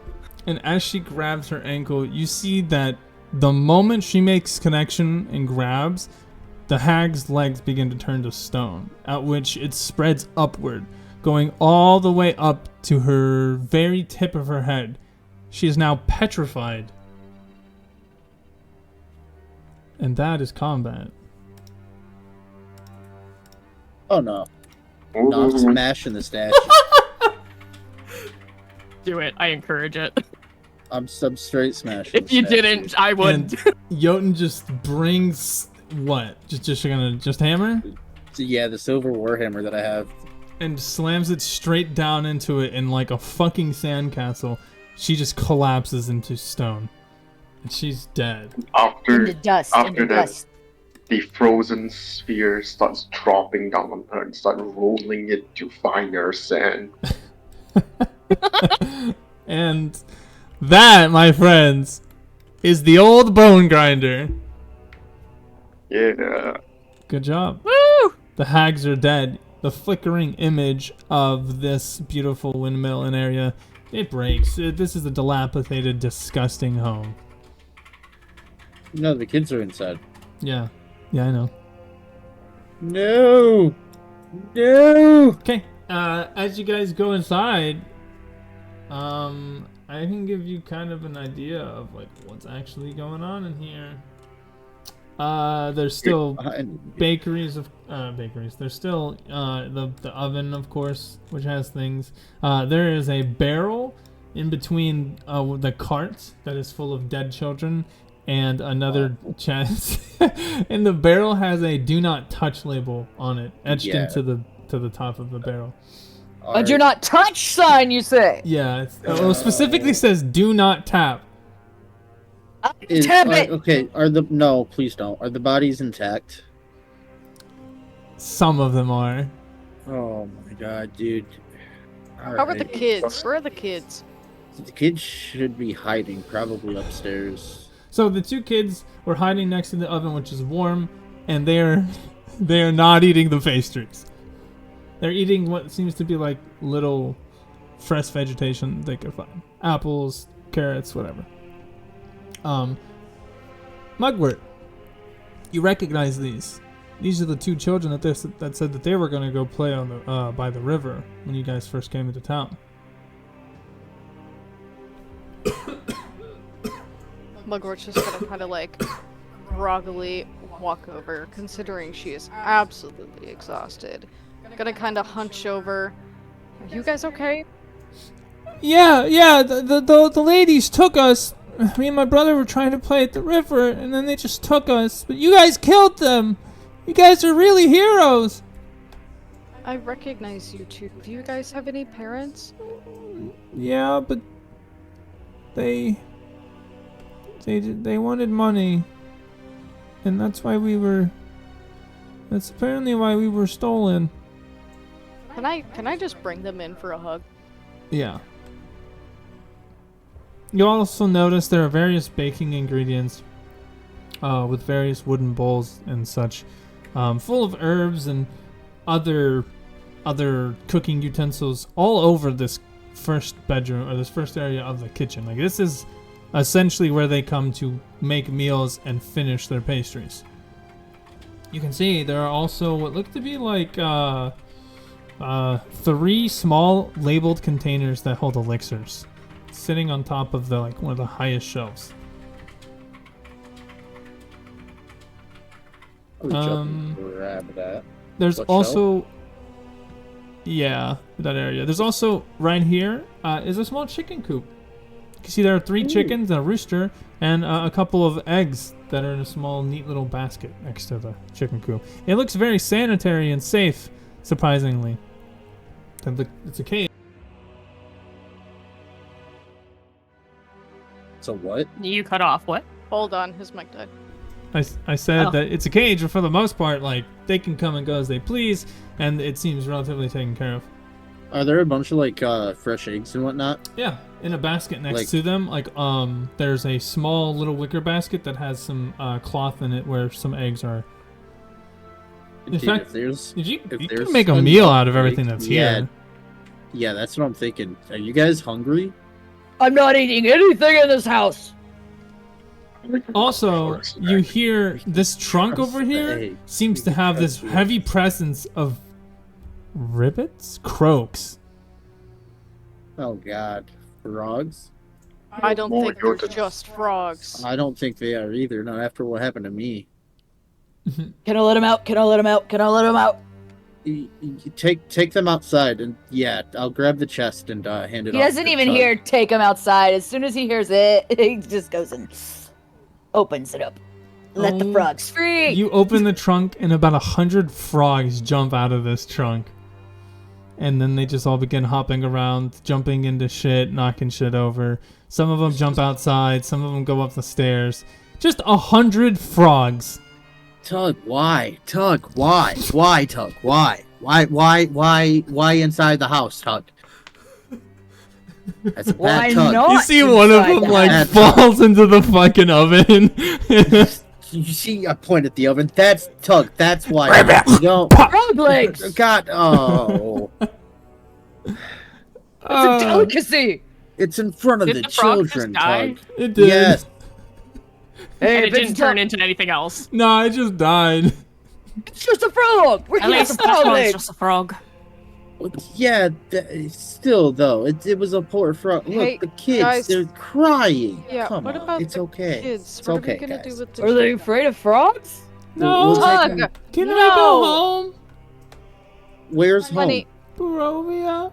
considering what your parents did, I don't know if We you don't have have a home. anywhere else to go. Are we gonna adopt children? Is this what's gonna happen right now? Because I'm willing to adopt them. I can't let them go back to that place. Hey, the people who sold their children were spelled by the witches. They, Until we Look- can find them a proper home, I think it's better if they stay here. We already got a vampire. We don't need children I too. would like to make mention of the fact that we Hey, and a werewolf. Barovia. We Why are do not we counting keep Dee Dee as a saying- werewolf. Why do we keep saying the V word? Why do we keep saying the V word? You're a We need to stop monster. saying the V word. I got a V word for you guys. And you see the two I got a kids just feeling. begin running outside. Oh, for fuck's sake! And not my fault. No! I'm sick of you guys throwing around those goddamn words and not actually paying attention to what's going on. Those kids are literally running away and they don't have anywhere to go to. Fix it! Do I look like Felix to you? I can't just fix things. Try.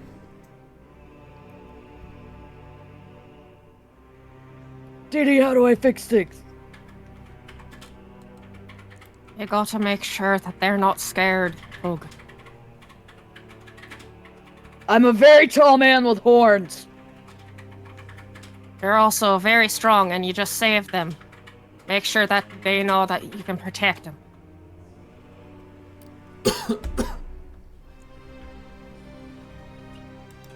You Like, guys, why am I the one giving you advice? I suck at this shit. We're all like voting me go chase after them. No, Mugwort has actually already left the building. She is currently searching for them. the kids go out, run outside, and you can actually see them playing with the frogs, chasing them, trying to grab them. One of them has like a frog on his head, and they seem more amused than anything else. See, they're not scared. Now I got a bell to tap. Okay, but from now on, instead of saying the V word, we could just say names, right? We all agree we just call people by their names from now on. We I don't know. ever... That feels really like rude. Tug, Just Tug, like looking at Tug. Doru and saying, "We have a Doru." Hey, We no, have no, a hold on, tiefling. right? That sounds wrong. Like, who cares if we have a tiefling? But we need code names for it, okay? All right, I got one. And he points to For Deirdre. that. You're a fuzzy, and I'm a paley. Mosquito. No, a paley, because I'm pale, and she's fuzzy because she gets fuzzy. But the paleys are the ones with the no soul, so you can't be a paley. Well, I mean, I vote that the What if we call him nickname, a pointy, like his teeth? a I vote the teether. nickname be the first letter of our names. So we have 2 T's. Yeah, well, no, we're talking about for the V word and the W It's word. 3 Ds now because I got DD and now I got D. Wait, we can say we have a bunch of VWs. It's triple D. Yes. Oh, look, a bug. A bug? That's funny. You said VW, I, was, dude. I know. That's why I said it. But no, seriously, if we're gonna use code words for vampire and werewolf, we have to come up with something that won't arouse suspicion. We could call you a sucker. No, that's too on the point. We can call you Pointer. Anything claws. Icarus. Because our blood is like Icar, right? Like magical blood is not normal blood. See, I went more mythological with that because I was like, you wanted power, become a vampire, like Icarus. Oh with yeah, the wings no, yeah, of the sun. that was also kind of the double entendre about it. Because like we have a power that if you go too deep into it, you know, then it's like too much. How do I even know that story? Well, books get around. Plus, that guy has wings. It's pretty cool. That is pretty cool. I feel great. You guys are all hurt. I am not. I feel good. I'm gonna go flex. Deirdre, is this really? Okay, yeah, no, that's just Tug. He's in a good mood. He's happy. He raged and he didn't hurt nobody. And so Doru and Mugwort go to talk to the children playing with the frogs, and yeah, Tug comes walking out, beaming like he's in a good mood. Doru comes inside and says to Jotun, Hey man, whatever you've got, can you throw this on it? and you see that he throws you a little hunk of some wolf meat.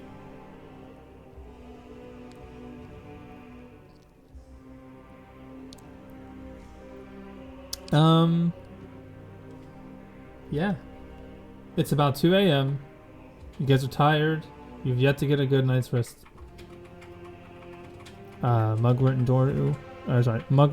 Deirdre go outside, along with Tug, to watch over the kids, as the kids just have themselves a good time amidst the trauma. Doru and Jotun stay inside, prepping some food for everybody, talking amongst each other, just about maybe something they've experienced in the past. Something similar they might have come across. And then you all eventually come inside. You take a good second to go ahead and to survey where you're at. This first floor is the ground floor. Again, it's a half kitchen, half workshop-ish. When you go to the second floor, that is the actual bone mill itself. This is essentially where you would push the arm at the very bottom to turn the windmill. The windmill here is not automatic, nor ran by water. As you can tell, it's on a hill, so it ain't got much to push it. There is then some bedrooms up on the third floor, and then it ends with an attic that is domed. Very small, very tiny, but that's where you can go look out the building and get a little view of the top of the windmill. You all take a nice long rest, and from about 10, we'll say you guys probably sleep until about noon the next day, or the same day of, getting rid of all of your exhaustion, and overall giving you guys time to eat some food, discuss anything you want to discuss, make anything, take a break for whatever you guys need to do, whatever you guys need to do to prepare yourselves for what could come the next day. And I'm gonna go use the bathroom. I'm gonna give you guys a second to figure out what you guys want to do, and then I will be right back, and we will go from there. Well, the first thing that I would like to do, Deirdre's gonna tell Jotun to hand over his silver cutlery. I already did. No, you handed over the plate. That's all I asked for previously. Now I'm asking for the cutlery. You want the forks too? But I don't even get to keep the forks, man. Fine. But you owe me. Whatever, While sure. Tug is right What if behind Dee Dee, what if I just talking give a you- million oh. miles a minute. What if I give you 90 silver pieces instead? Can I keep my forks? That works. Fine. Give me your silver. I just Alright, need it. Mugwort, give me your rapier. Take 90 silver pieces. That's awful expensive for some forks, I'm just You want saying. my rapier? Are you gonna do the same thing you did with his stuff? I am, yeah. I'm gonna make sure that we're all equipped. It's actually pretty nice. My hammer feels lighter, actually. I don't know how that works, but I appreciate it. Thank you, by the way. It worked out Alrighty, I'll pretty fork it well. over. Gonna give you my rapier.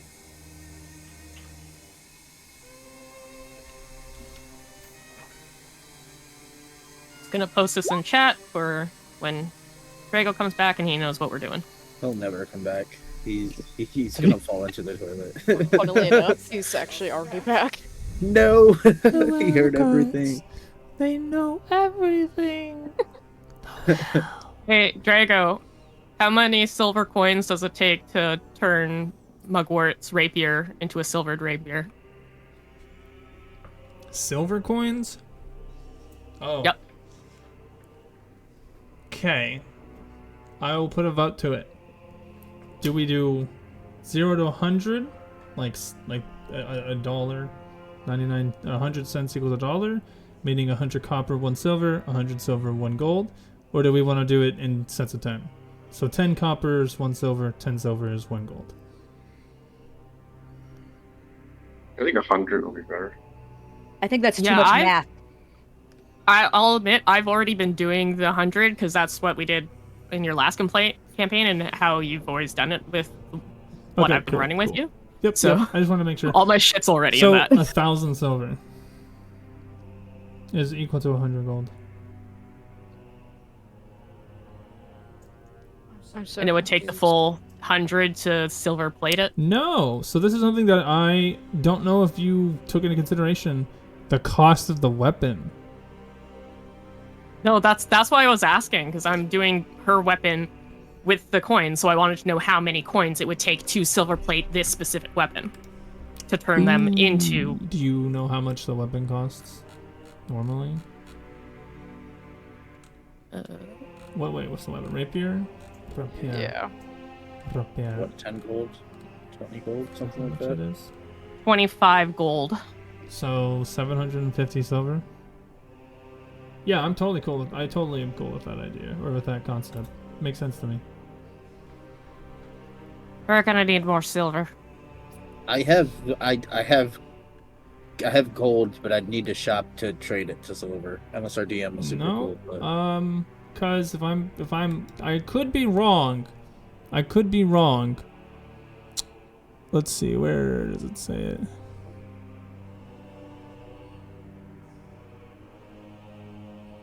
You must lay out metal, which can include coins with a value equal to this.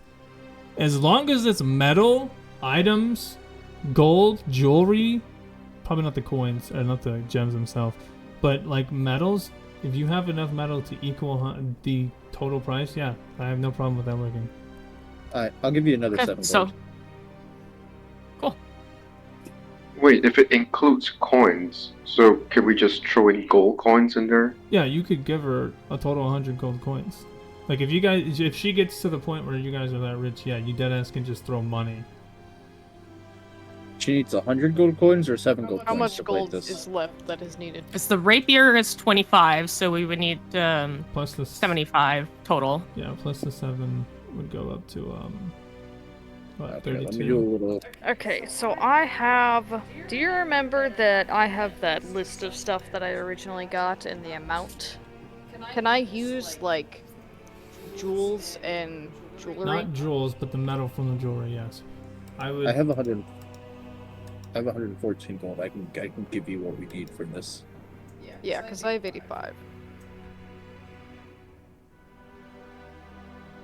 I've been like Awesome. saving. So how do you guys want to do this then? Do you want to do money or do you guys want to do items? Because you have enough money. I'm good with money just so she can save her items. Okay. Oh, before we lay out the money, William is just gonna check the surroundings to see if there's anything valuable so we can use in this. Inside of the first floor, go ahead and roll me an investigation. Well, like the corpse of the hags, or the first floor, the second, basically anywhere. Yeah. So I sent you a cheat sheet to kind of help you get an idea of what you can do. So whenever you say, "Can I look around for expensive things?" That is, I don't know how to say this without it sounding weird. That's not what you should say. You should say, "Can I investigate the area?" Because I can say yes, you can look around for expensive items, but I can't tell you whether or not there are in your area. Like, there's a certain difficulty for searching items, and like a little calculator or like a little system I have to know, okay, how difficult is it for you to find this item, and like what kind of actions do the players have to do before they gain access to this information. And so like a basic rule of thumb for you guys all to think is you can use a quick, hey, can I investigate the area, which your character will go through and they'll open drawers, they'll look under things, they'll look at things very plainly in the area. I'll tell you if you notice anything specific, so I might describe, like in this instance, you notice a trunk, and then you notice a cupboard. You also notice a barrel with do not tap on it. And then if you decide, okay, I want to investigate one of those items more intently, you say, okay, I want to go search, I want to go investigate. And then you make another roll for that, and then based off of what you roll, I give you information about it. Okay, because I was just looking at a cheat sheet. I didn't see anywhere that I'll need to say, because in the second part it says how to play. You say what you want to do. I see what you mean. Okay. I'll have to find a better cheat sheet or come up with my own. I thought that was. If it was me, I'd be like, hey Drago, I want to that chest that we opened and all the rocks are in. I want to go search that and see if there's anything else in there, like lying at the bottom or any kind of secret compartments or anything like that. And then he makes his roll, and then I tell him. Okay. So let's see, because I'm pretty sure I have more information for you. But go ahead and roll me an investigation check anyway. All right. Hey. Oh hell yeah. Okay, yeah. So you do notice 3 labels on in one of these containers above the cupboard. You do see a little stack of potions, and they have labels. The first one is labeled youth, and it's a golden syrup that swirls around very beautifully. Think about like kind of like honey. That's kind of the look it gives off. The next one is labeled laughter, and it looks like a magic or a non-magical red tea, something homebrew, very earthy looking. You can see a little bit of leaves swirling in around it. And then there's a third one, which is a greenish milky liquid labeled mother's milk. Ew. Mm-hmm. I will just Drink it. Do it. Oh, Drink Come it, on. drink it.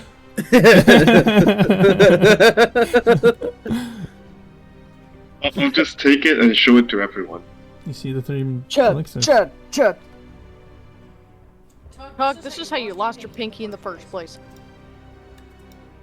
Hey Tug. Bad Hey, time. No, I lost my Hey, Tug. pinky when I touched the doorknob. Tug, you want to laugh? Yes. This one's just laughter. You want to laugh? I want to laugh. Bring it on. Don't fucking drink it, Tug. For me. Deirdre. Everybody deserves to laugh. We don't know Everybody. what's in it. Let's be smart for a second. What's so bad It's about laughing? Give me laughter. that thing. Tug. Are you drinking this, Tug? I'm drinking it. Okay. Oh god. Chug, chug, chug, chug, chug. Tug. Ah. He just downs the whole bottle. All right. Okay. Wait, no, I wanted to say. Oh, fuck. Chugged. All right. You're just gonna pull Tug away from Jotun and then go to Jotun and kick him in the shin. Ow! Ow! Ow! So Hey! this will happen before you guys sit down for sleep, during your meal. Yeah, this will happen. Yeah, right before you, like an hour before you guys go to sleep. Is there anything else you want to do? Oh yeah. The weapon, making it silver. Yes. I'm gonna cut. How much gold is Yeah, it? that has to happen after our long rest. Yep. It's gonna be 36 gold from you, Jotun, and 38 from Mugwort. Okay. And that will be enough. And then we'll Sweet. go ahead and go to our next day. Let me update the calendar for you guys. Did you say 30 for me? 38. Man, I'm going broke. And 36 for me. Yes. Can we do 37, 37? 37 and a half if you want to do it perfectly. It's 37 gold. No, and I already did the math on my calculator. I'm just taking alright. 47. Fuck it. 5. Yeah, that's why I didn't complicate it.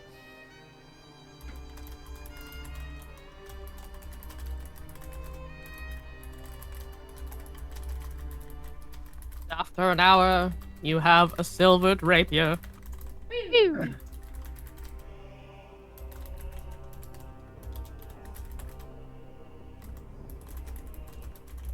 Should I just like change the name of it or? Yeah, add silver to the name, or like in front of the name. God damn it. My bad. It's okay. No, you're. Fuck it. We can all Tainted, make did one. you add silver to yours? Yeah. Oh, okay. See, isn't it beautiful? Oh, yeah. I couldn't remember seeing the silver. I actually just changed it during our last battle. During the Oh, middle of this okay. battle when we got in. That's why I didn't remember seeing silver in front of your Yep. weapon. Yeah, no, I completely forgot about it. Okay. You all rest for the night? You all get yourselves a nice little, beautiful little sleepy sleep. Tug. Oh, Tug. When you wake up, you slept, but man, it must have been something shitty that you did or drank or ate or maybe it was the fight, but you're not feeling too good. You have a level of exhaustion. Damn. Good job. You all survived the night. It's a little small of a windmill, but this is indeed the same windmill that you have a deed for, Jotun. Nice. Oh yeah. Upon further inspection of the house, let's see what we got. There are a set of bedrooms upstairs.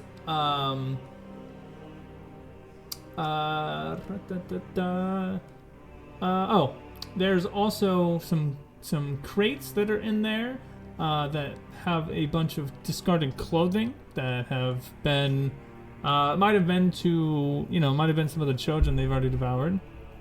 Let's see what else is there.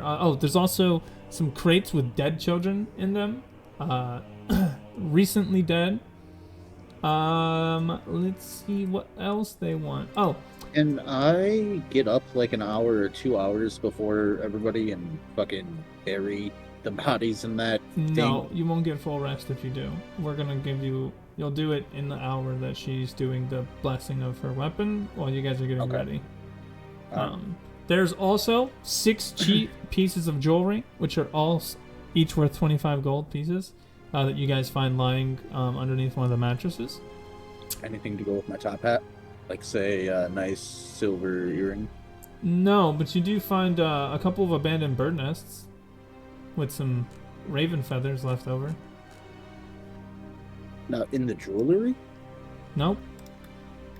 This is just some old cheap-ass, like, silver-ass, simple gem jewelry, brother. Like, in total, it's probably, like, a good chunk. 150 gold worth, but, like, it's... yeah. There's nothing else. Can I wasn't asking if there was anything else. I was just asking if one of them went with like the top hat that I was wearing. If there's anything that matched it, kind of matched that energy. No. Damn. Can I start cleaning up around the actual house? Yeah, you clean up a bunch of the grossness, which is mostly just dead children parts. And you do help Jotun try to rearrange them as best and respectfully as you can in a grave, which we're gonna throw in the back of the windmill. And it's a couple hundred bodies. This is fucking a lot, and they're not all new. Like, you can tell a lot of these have been here for way longer than they should have been. But it's not good. It's very not good. Yeah, like small war level, dude. Small war level. And so it takes you guys easily 2 hours to get all these bodies and put them into a place of rest. Cleaning up most of the house. It's a really nice place to live if you were to rebuild the building. Like, structurally it's shit, but like it's still a cozy home. You could tell that these hags, while they were evil, they still kept themselves fairly clean. Most of the dirt and such is human bone dust and entrails from children, the occasional weed or such that's grown, but most of the weeds that grow in here look as if they're used for alchemical purposes anyway. We are not living here. A lot of the house seems to be lived in and comfortable for a hag. Like, this is not a normal place anybody would want to stay if they had a choice. But yeah, a lot of things you clean up, and a lot of the things that you deal with or handle or whatever you want to call it, in terms of what, in terms of like the substances and the herbs, you've yet to come across any that are poisonous. But there's actually something kind of interesting. Let's see.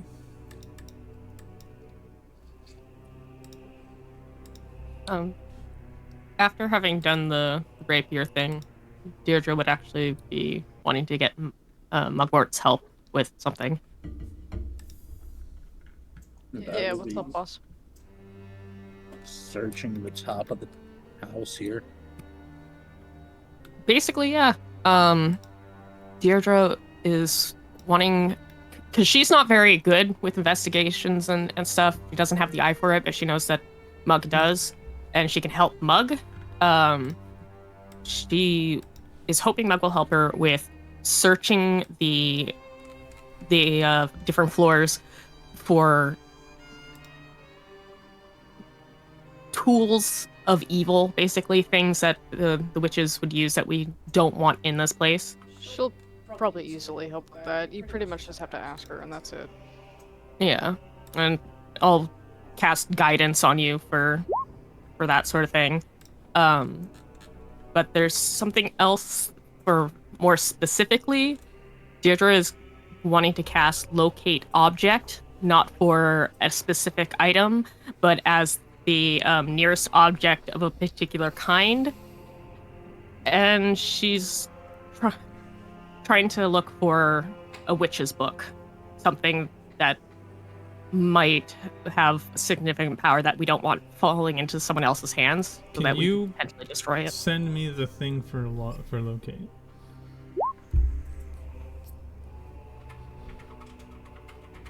Yeah, the second half of it says alternatively you can locate the nearest object of a particular kind. Okay. I'm going to define it as, well, arcane focus or magical book. Pick one.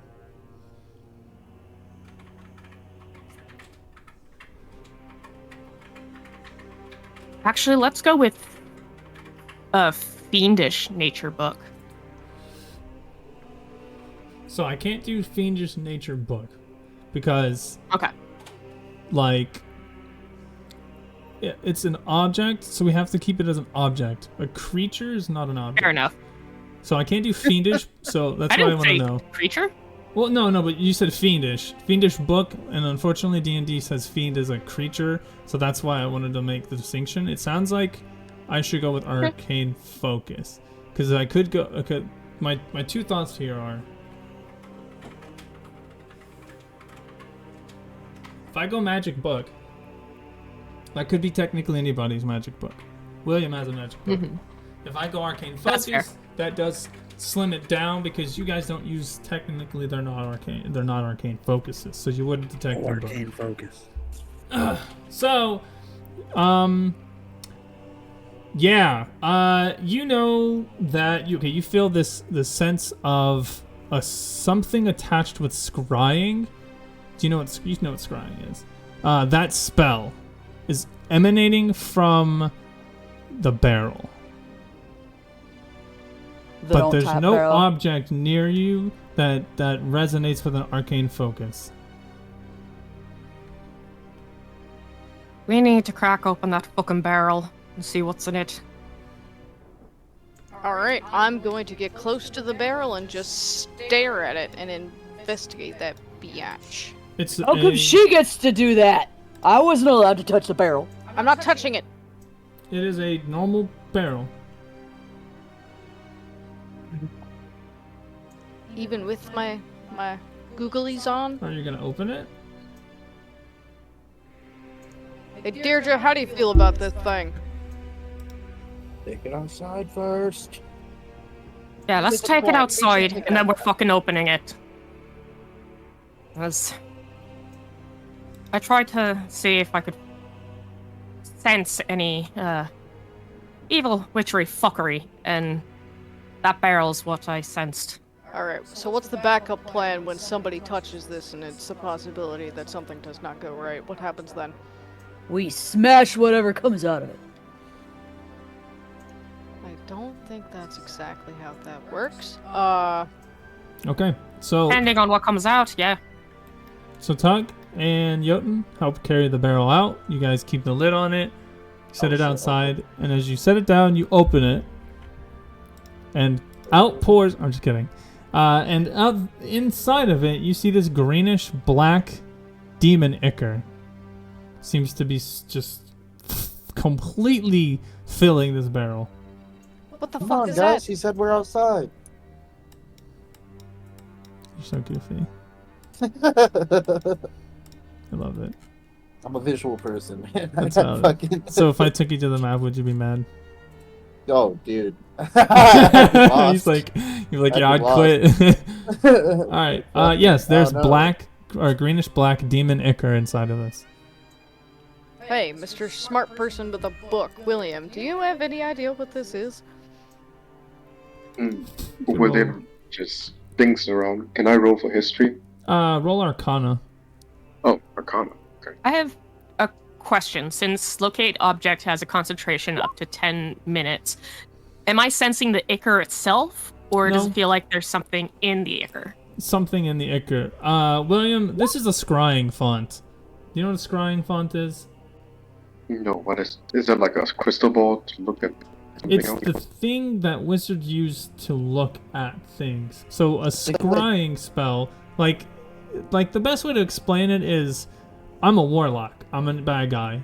My scrying font is a chalice of blood, because I look inside of the liquid and I can see things that. The scrying orb I use is a floating eyeball, so I can send it wherever I want, anywhere on this plane, and it can just sit. It could float like a drone. It could be in somebody's fucking hair, tiny as shit, and just existing on their body, whatever. And I just use my scrying Fly like a font. butterfly, sting like a bee. Exactly. And I just use my scrying font to look at it. That's what a scrying font is used for. And that's what this is. William will just tell everyone, this looks like a scrying font, but I don't know any other information other than that. Well, whatever I'm sensing is inside of that shit, so... We got a broom or something we can shove into this liquid and make sure that it's not going to melt us off, or our arms off or anything? Uh-oh. We could just dump it out, right? I don't know about dumping it out. Tug's gonna stick his arm in. Oh my god! God damn it, Tug! Okay. I'm gonna restrain him from doing that. You're I'm gonna have to going- try to restrain him. I'm going to look over at Deirdre I'm gonna and try. apologize, and I'm going to like purposely kind of kick his from out from under him and then push him backward. You're gonna have to try to do that. You're damn right. Okay. I need someone to roll me a strength check, again to restrain her, and I need her to roll me a strength check to not be restrained.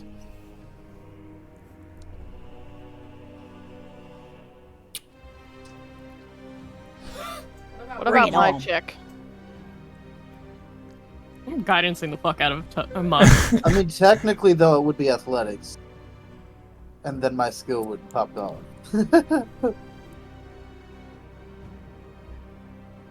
Push. What about my drag. check? What am I doing? Demon! This is Demon Nicker! It's not gonna hurt me! Let me go!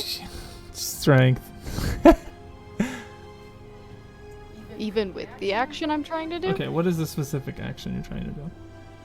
I'm trying to like quickly sweep his feet out from under him. Yeah, strength.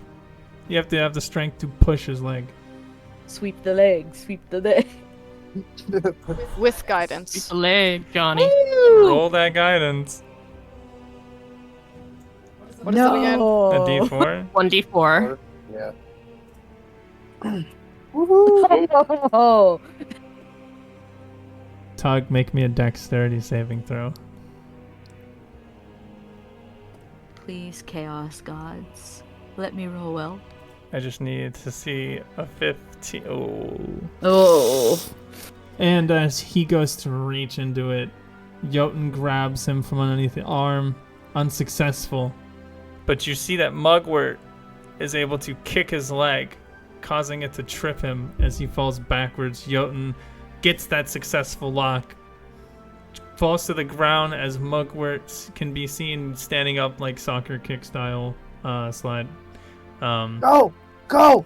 Grab the brew and go! No, I'm trying to That's it. Strong as persuade him shit! to stop. Mug, I know you've been trying to sweep me off my feet, but I didn't know it meant literally.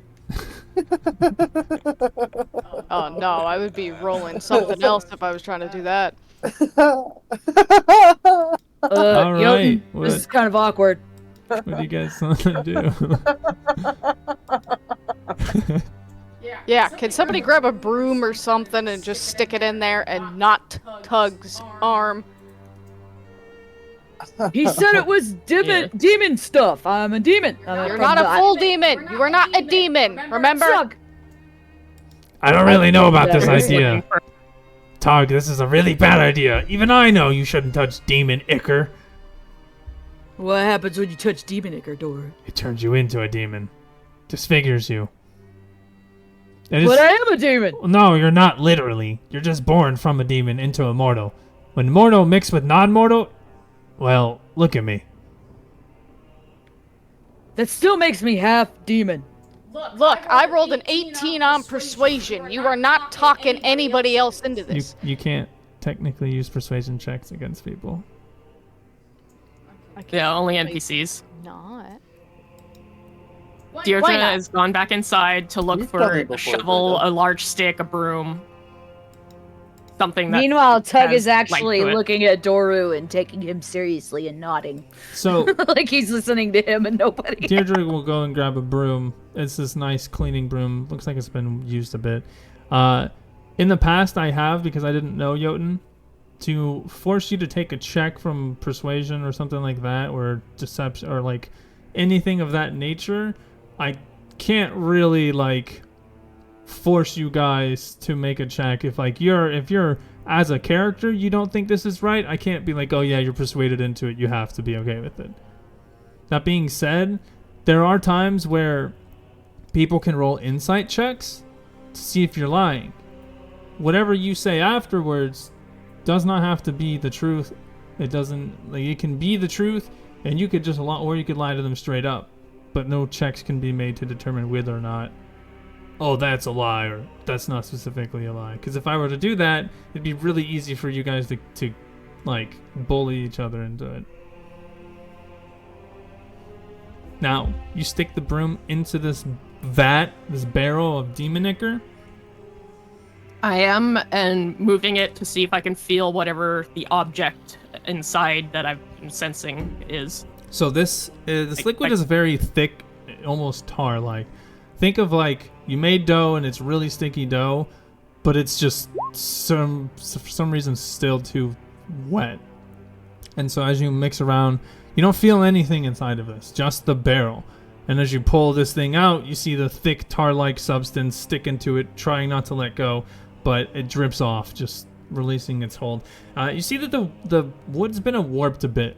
It used to be like a fancy little sage's broom, but now it's got like almost laceration-like cuts across it. It looks like some of the black ichor has seeped into it, and some of the holes that it's bore are splintering. This is pretty much a completely ruined broom handle. Could William try to freeze the liquid? Hold on. Before you try anything like that, you're just gonna pour a bottle of holy water into it. As you pour a bottle of holy water onto it, you see that the parts that are impacted by it burn away. This, again, is demon ichor, which is just demon blood. So this holy water will burn a pretty deep hole into this barrel, eventually dissipating, and you can tell that that amount of demon blood was subtracted as when the blood tries to reform, or the ichor reforms in the middle of the barrel, the level at which it is at is substantially lower, probably about 60% capacity. I'll get with my other bottle.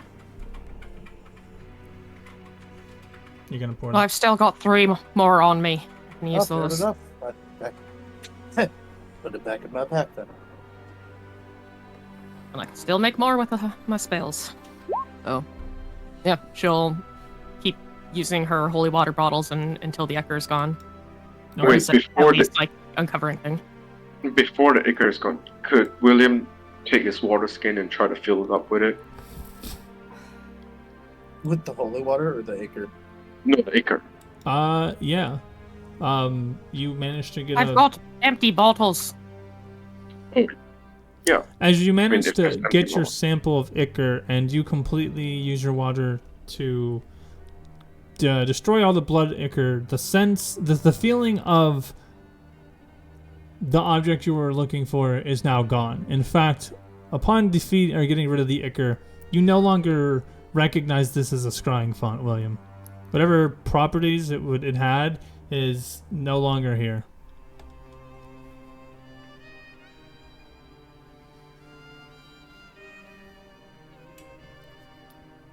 So it's just like water now? Mm-mm. It's empty. It's a completely empty barrel. Oh. Well, at least I have my sample. Well, What kind of wood is the barrel made of? Oak. oh my god. Get the fuck away from me, Doug. I take back my apology. Jesus Christ. It's oak wood. It's not mahogany. I know it's not, but you wanted it to be. No, I didn't. Yeah. So, what was yeah, the idea okay. with emptying the barrel? Well, I was sensing something inside the liquid, but apparently it was the liquid itself, or whatever was in it got burnt away with it. Yay. Now what do? We got an empty barrel. Yeah. I had 4. I used 1 and had 3 remaining. Did it take all 3 of them to get that 60% down? Yes. Okay. Oh, that 60%? No, it took 1. It would have taken the last 3 to completely empty it. So did it take all 4? Yes, it took all 4 bottles worth of holy water.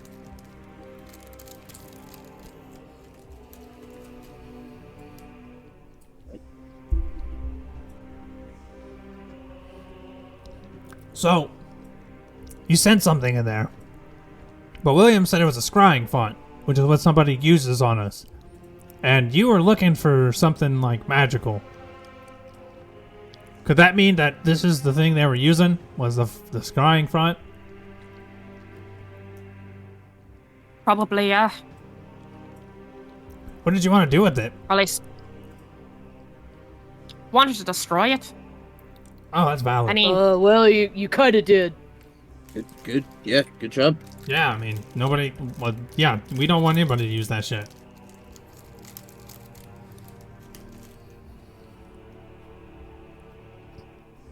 So, any chance we could, get me something to drink?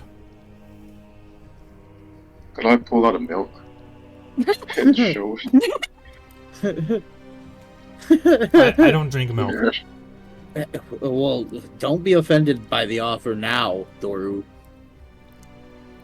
He just looks at you. Just bite me already.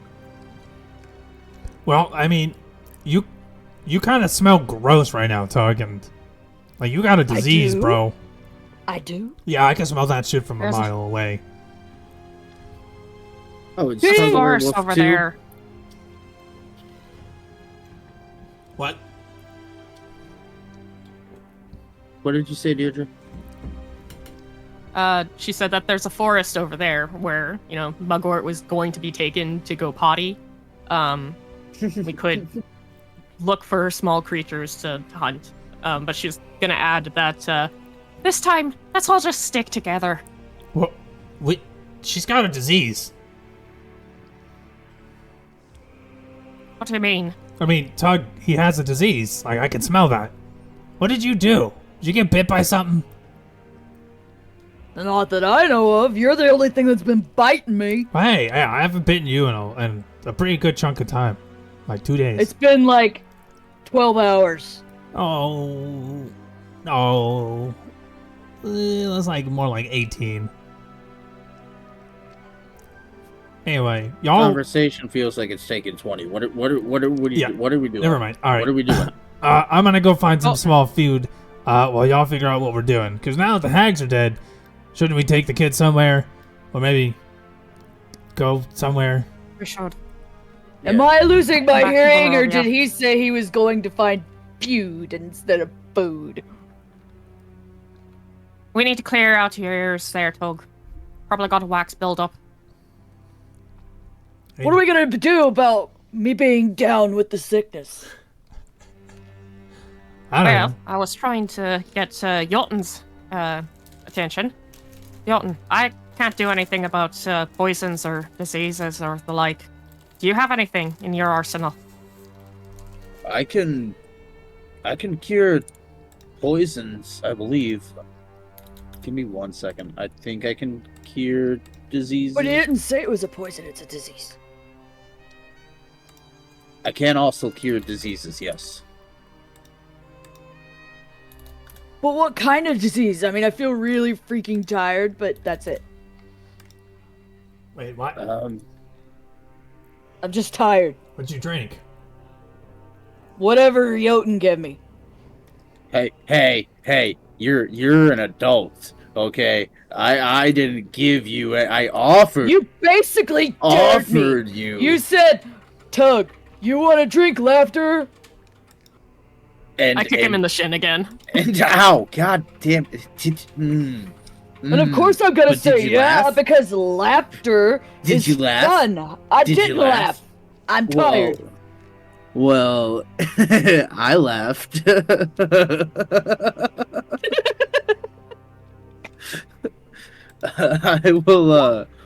I will try to cast lay on hands to cure this disease. Okay. You cure the Using disease, and it is high cackle points. fever. Cackle fever. No, strangely, gnomes are immune to this. It grips you and will frequently succumbing to the fits of mad laughter. Also giving it the common name, the shrieks.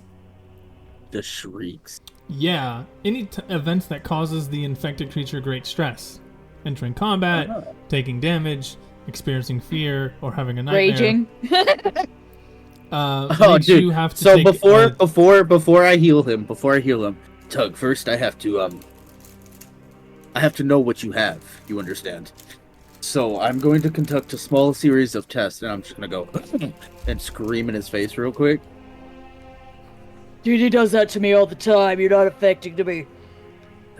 I see. So it's not caused by sudden outbursts of panic. Okay. What about this? Does this hurt? And I pinch you on the arm. Literally, Dora's been biting me every day for multiple times. Okay, numbness of the arms. Let's see. I think I know what it is. And I'll lay my hand across your forehead and be like, just be still. And then the glowing light will come forth and do its due diligence. Okay. Pulling this out. You recognize this as cackle fever. The creature will have to take a Constitution saving throw whenever they're under great stress. And on a fail, they take a D10 of nightmare. Sorry. Take a D10 of psychic damage, and they're incapacitated with mad laughter for a minute. Any humanoid creature that stands within 10 feet also has to make a save or become infected with the disease. We better pick up some diapers. I feel like people are going to be peeing their pants. But you do manage to sap out this infectious disease, destroying it, and she is now cleansed. Wait! You no longer feel exhausted.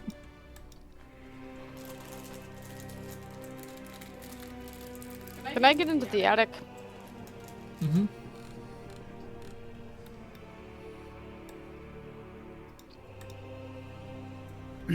William is gonna follow as well.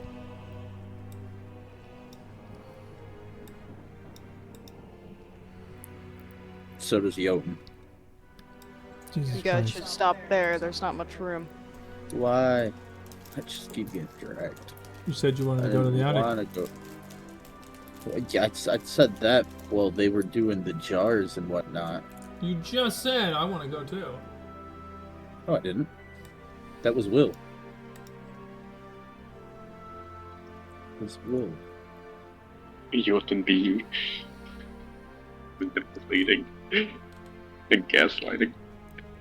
Okay, what do you want to do in the attic?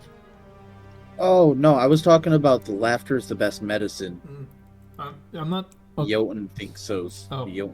Jotun says so too. My bad. My Oh, bad. okay. No, it's fine. I It's fine. see Okay, where okay. the- okay, my Mugwort, bad, what do you my want to do bad. in the attic? Can I just take a quick look around? Look at my surroundings? Yes. What do I see?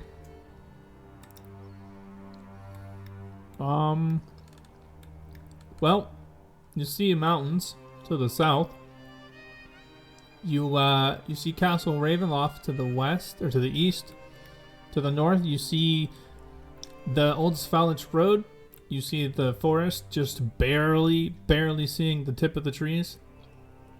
And then, just more trees to the north and to the west, and mountainous areas and paths to the west, or to the south and the east. The windmill's not very high up. It barely reaches the top of the trees, let alone going over it, and even from the attic view, it's really hard to get a good idea of what everything is. You see that it's a rather bright day for noon, so, the sun should be out. It's not, but you don't see any clouds looming over that represent rain or anything. It seems to be a nice, clear day, and it looks like a rather fair day compared to the days of rain you've had. I'm assuming there's not much in the attic itself. There's nothing in the attic. Okay, I guess I'm gonna go down to the second story. Is it 3 or 4 stories tall? This 4. building. 4. Okay. Then could I go to the third story? Yep. Oh, Can I actually also go to the third story? Yep. so what was that?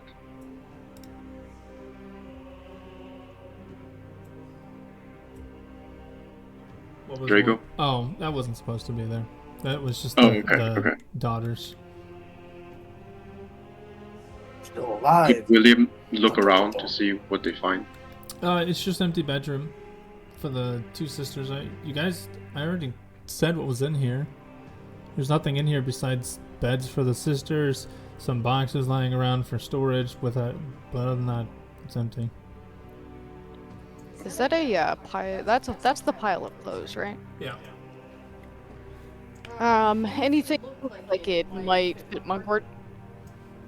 Do you fit in children's clothing? I am small. Then everything fits you. This age range is the age range is 0 to 7. We're walking around a bitch house. Yeah, I'm gonna take some of them for some of my disguises and stuff. That's amazing. Dude. That's so fucking morbid. It is. Oh Be my mindful God. that some of his clothing is torn and may or may not have bloodstains on it. Well, I I'm mean, it not fits the really setting. taking the super bad stuff. Look, I'm actually you gonna just take the said- scraps look, and bring them okay, down. Okay. We'll see what happens the next time you go disguise self. Please tell me there's a Wow. newsboy Spraying cap a in there. fireball, dude. Alright, That- is there anything else you guys want to do at this old windmill? Yeah, I'd like to restore it. Tug would like to set it on fire. No, we have the Any deed. takers for set it on fire? Going once? No. We need No. some form of pimp. Alright. I'm not living in the children pastry land house. It is now 1 p.m. You all finish your preparations for the day as you begin heading out. I don't know where you're going. Y'all are gonna figure that out. But we start on the 5th day, Thrivat of Yinrevere, the year 735. All that is useless information. Just wanted cool titling. But after defeating the hags, finding the 2 children, and cleansing or cleaning the area out from the evil that was within, you all find yourself feeling a lot better, happier about defeating these creatures and stopping the evils from unfolding. And now find yourselves in the land of Barovia. Where would you guys like to go? We should probably the take the kids with kids us, back, and we also have Yeah. to go back anyway. Yeah, we for had that. Ismark Um, and the other lady. yeah. So we are going to the village of Barovia. Okay. Can Well, we what do a about little- the birds? They're not That even was in- around us. Yeah, they were in Valaki. We're going southeast. They were northwest. You guys are going to the village of Barovia. Yes. Yes. But Yes. can we do a little flashback where I sit? Was there any books in the house? No. You guys still do have that swan token. Yeah, we have the swan token and then the falling token, right? Yes. Can I actually hold on to that falling token? I have an idea for that. You already have that. I thought I did. Okay, I thought I did. Yeah, all of those magical items have been dished out to certain people. Yep. Did I get one of them? Because I don't remember. No, I think there were a couple items left that you guys didn't decide who was gonna get it. There was a potion that we had talked about giving to Tug, Oh, potion of water breathing. since he can't swim. Yay! One time when we're in water, I can live. Well, it's like It's your an emergency hour. stash. You know, you get 1 hour of it, so you could go in the ocean and just chill for an hour. Okay. Any specific type of travel you're trying to do, or are we just yucking it? I think we're gonna stick to the path, right? Like, come up around here. I don't see why not. It's not like we have any other way on how to get there either. Come down. And trying to traverse steep hills and shit's gonna be a lot harder with kids. Okay. Forget this part. Okay. We're actually gonna branch up through this way. Okay. Okay, so your first trek, it's 3 miles. It's 1 hour. Very simple. You guys make your way twisting around the pathways, coming back towards the 2 ruined old gates. still perched open and ancient looking is over. Coming through it, you do see the double path. You can head northeast to go to the Ravenloft Manor, which obviously you guys are not. Again, looking around, things are quiet, quaint, not a bit of rain, and I mean, there's no bunnies running around, you don't see birds hanging out, but for the most part, the world seems the most quiet it's ever been since you've been here. The least amount of things are happening at this moment. And then making your way here, and then hit there. Hold on. Is this the people who follow Strahd? Let's see. Then we get here. Okay, so it's just 1 mile, roughly 30 minutes or so, or 20 minutes or so to get you guys to cross the bridge. And there is an incline. It's about 1,000-foot hill, so it's rather steep. But if you wanted to, yes, you guys could go down it. Now, from the bridge, you can see the path, and the area that you guys had once visited that was full of tents now seems rather deserted. And getting on the other side of the bridge, you can see that there is a lack of people here. There's like maybe 1 wagon and tents left over, and maybe a horse or 2. But for the most part, the 30 to 40 people and the 1 dozen wagons and horses you once saw are not here. So if you guys would like, you take this path. I don't. I'd Okay, like to so take this path. Will it check to see if there's anything left behind? Or are you guys going down there? That's the first question. Jotun, what were you going to say? So the way that the path works at the end of this here is it goes up and through this to here? Yep, you go down a hill. Okay, alright. I was confused on where the path actually split off. I thought from the bridge. Oh, I get it. Yeah, just the map's kind of weird looking. Yeah. When it comes to that. But alright. So I'm down to go with whichever way the group wants to. Okay. We're going then. Takes you roughly another 20 minutes to get down the hill, down the path, before you do find yourself at the encampment. I can give you guys a map for this if you really want it. Oh my god, there's so many people who weren't supposed to be here. Ain't that right? Guys, he's seeing things. I think we need to be worried. Oh, the horse? Dude. I know you're about to bring a horse into this shit. Leave him alone. Bro. It will fuck you up, bro.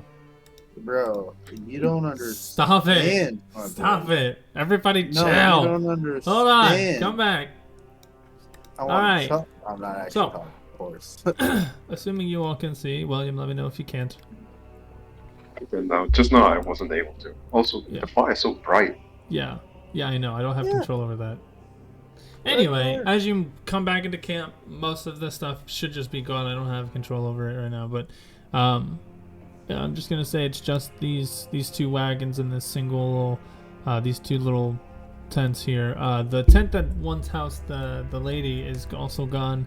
You can see that the big bonfire is reduced to a small little campfire. The horse can be seen just hanging out, drinking some water, just chilling, doing its thing. You can hear voices coming from the tents, and 1 or 2 children can be seen playing with a toy or something. But for the most part, you guys are kind of ignored as you come through the camp.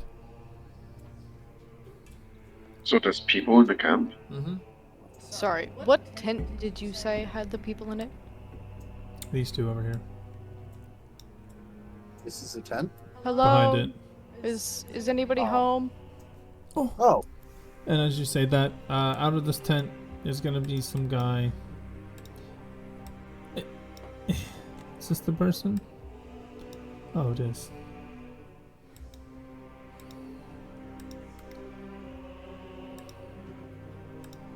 You see this woman comes out, and she's rather nice looking, but she wears almost gypsy-esque clothing, but kind of gender bent. So the top is female. You can see that she does have these nice leather shoulder pads and arm bracers in Vistani coloring, being various reds and browns. And then she has the parachute canvas pant style, rugged, baggy pants in a dark brown. But then you can see various jewels on her neck and her arms, and as well as her stomach, that are very, very expensive looking in multiple colors of gold and purple and red. She comes out, she looks at you all, a fairly browned woman, standing stoically, says to you, Mugwort, Ah, hello there. What can I do for you? Sorry to interrupt. You're not doing anything important, are you? No, just enjoying time, as we always do. Guests, welcome. I have a couple of questions for you. Would you be able to indulge me in them? I probably could. Would you care to come with me for a meal? We're about to have a bit of a roast, actually. We was just talking to the chef. Said that he was going to be going out to get some meal soon. Got to get a good venison from the wolves. I wouldn't really mind that. I was more or less wondering what you could tell me about Strahd, actually. Strahd! Oh, what a wonderful name. Good questions, very correct. And please, join us around the bonfire. Give me a very few moments, and I'll be able to come give you the questions that you ask. The answers? Yes. How do you give questions? Do not worry. And then she is gone for Just gave but a her one. moment. Just gave her one. All you have to do is ask.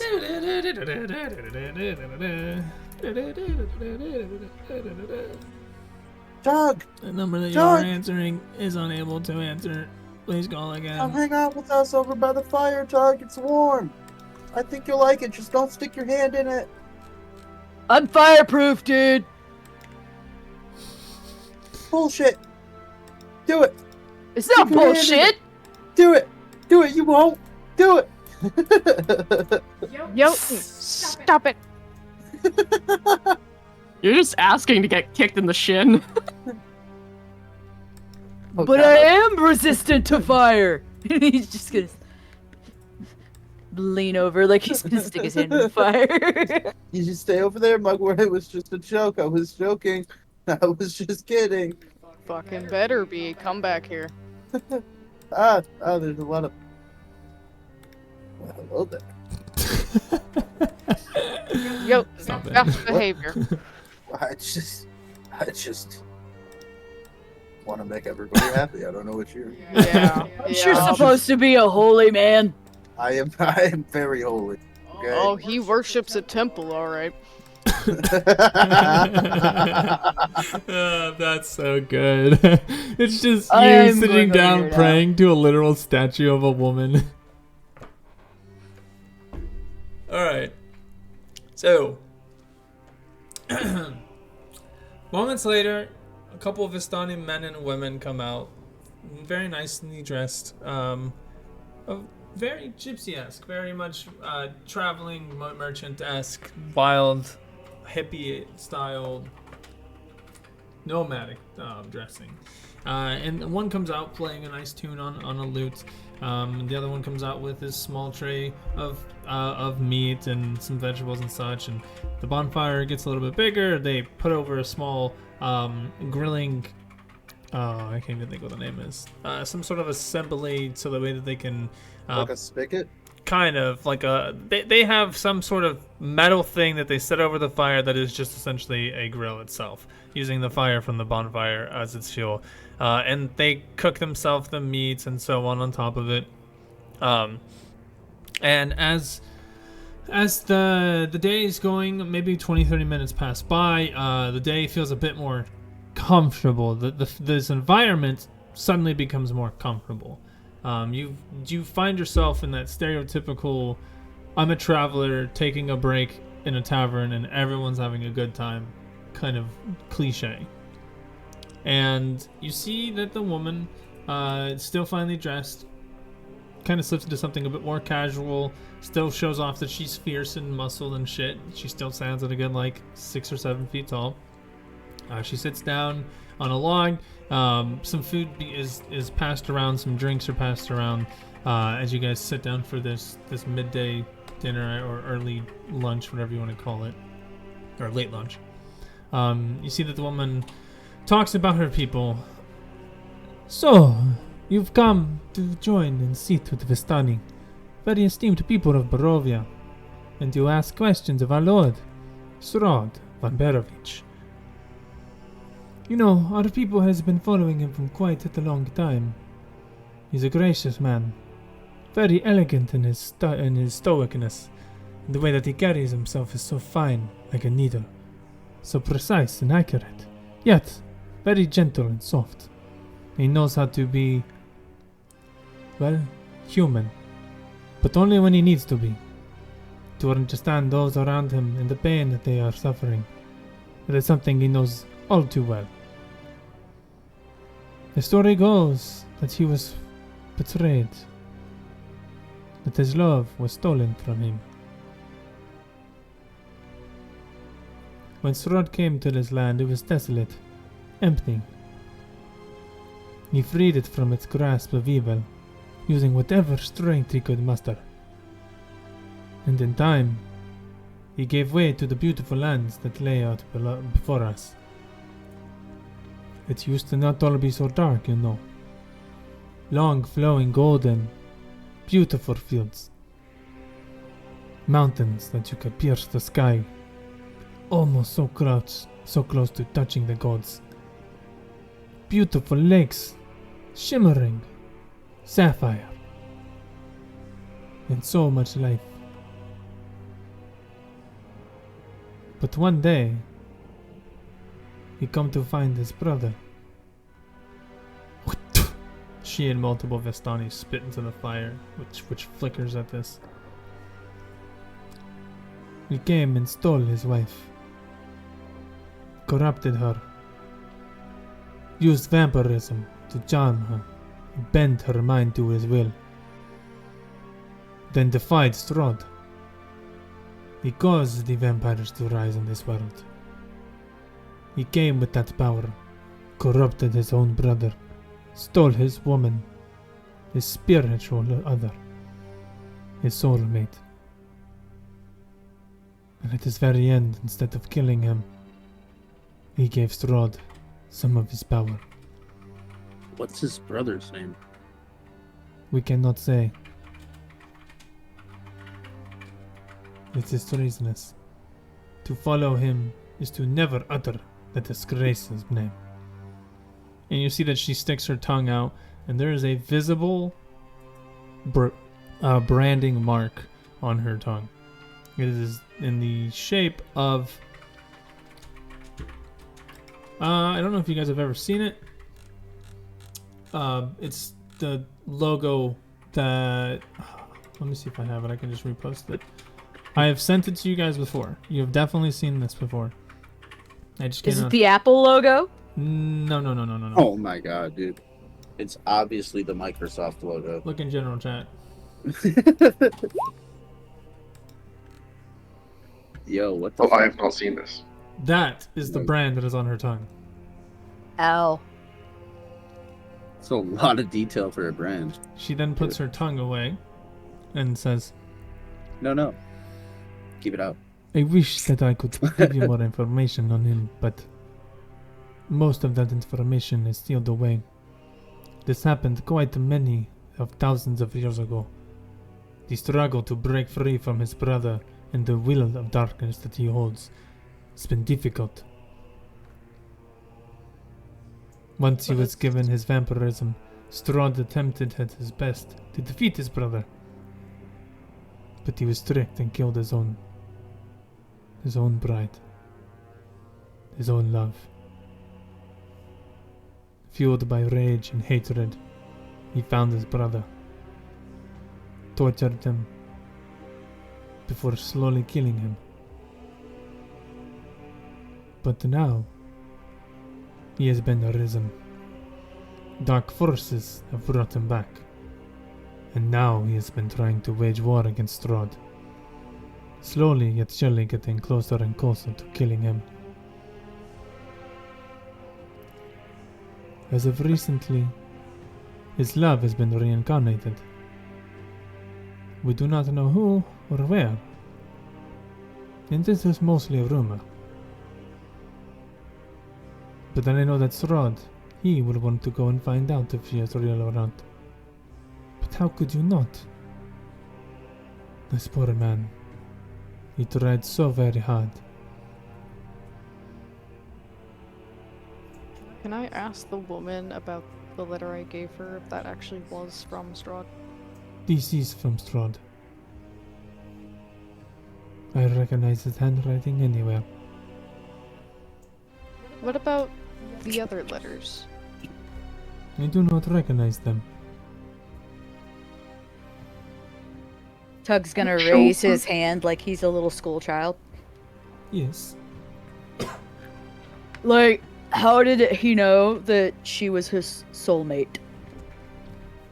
They loved each other very much. And it is said that they could never be separated. They were. Yes, but not by choice. By Upon her the- choice. No. She was charmed, controlled. Okay, but what if reincarnated her isn't into it? It is not the same. It does not affect your soul. It is a mind thing. So once you are dead, new person, new mind, you know? So it really shouldn't matter to him if this is reincarnated her loves him or not, because it's not her.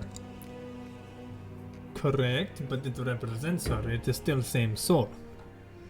Like if you die, you probably come back as something similar to you, but it'll be same soul, just different brain. Well, I want to know what's he gonna do if she's not into it. Is he gonna like kidnap her or? Oh no, that would be evil.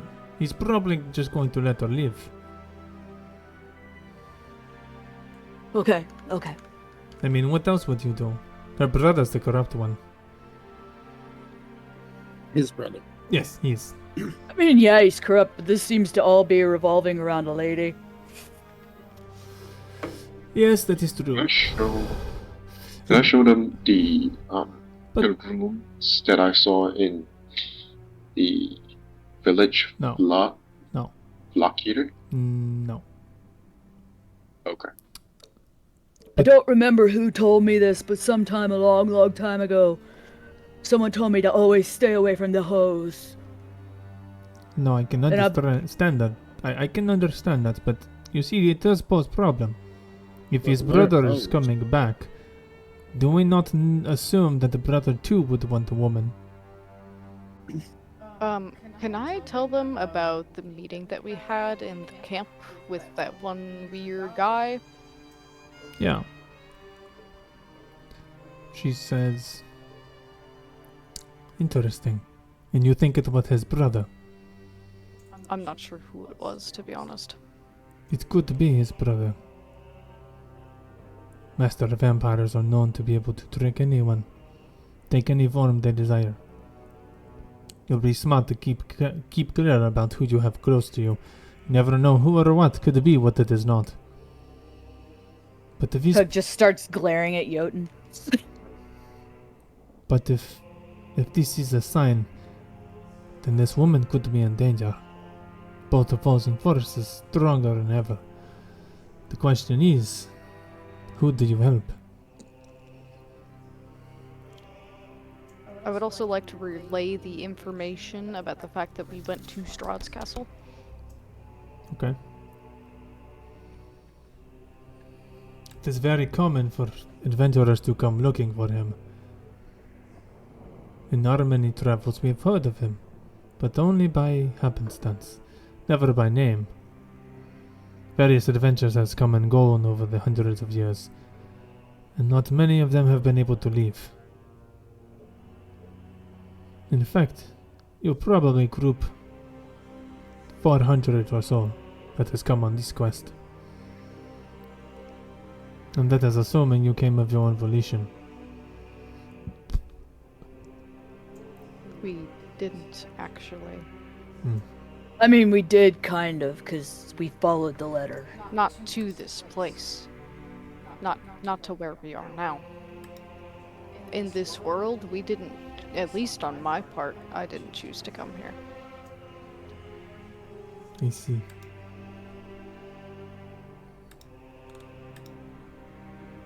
I see. Well, I do not know what to tell you. It does seem that we have quite a lot of disarray that is coming to this world.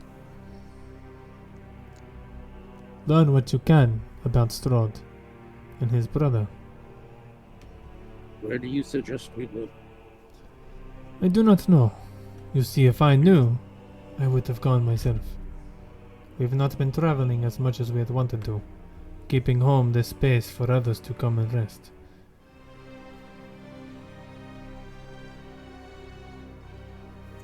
Thank you for telling us all of this information. And thank you for making us aware of the business of our lands. We will probably make a way for camp, heading past northern Avaliki. If we ever meet you again, you are welcome to come stay.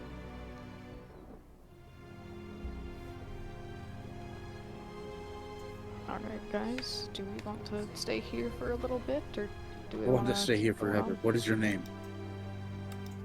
Jotun. What? Be respectful. Remember. I am. My name is Tavana. Savannah. Mm-hmm. It's beautiful. Thank you, but I do not have time to meddle. Me and my husband need to get ready to begin preparations. Oh. And you see this just 12-foot tall man come out of a tent. Honey, are we ready to leave? Oh god, no. What you thought was the third light. No, I'm just kidding. Oh my god. He's on his club and just beats you to death. It's not a club. Oh, Jesus Christ. Anyway, so after you guys finish talking, you do see the Vistani begins packing things, putting out the fire. Any loose objects or tools they begin putting together. Devana says to you, well, once again, thank you for coming and telling me the business of our land and everything that is going on. I wish you all the best of luck. And I will warn you, there is another opposing force against Strahd. One who wishes to kill both him and his brother. They are known as the Ravens. A group of were-ravens who browse the world. Be careful going near Variki. That is where they reside the most.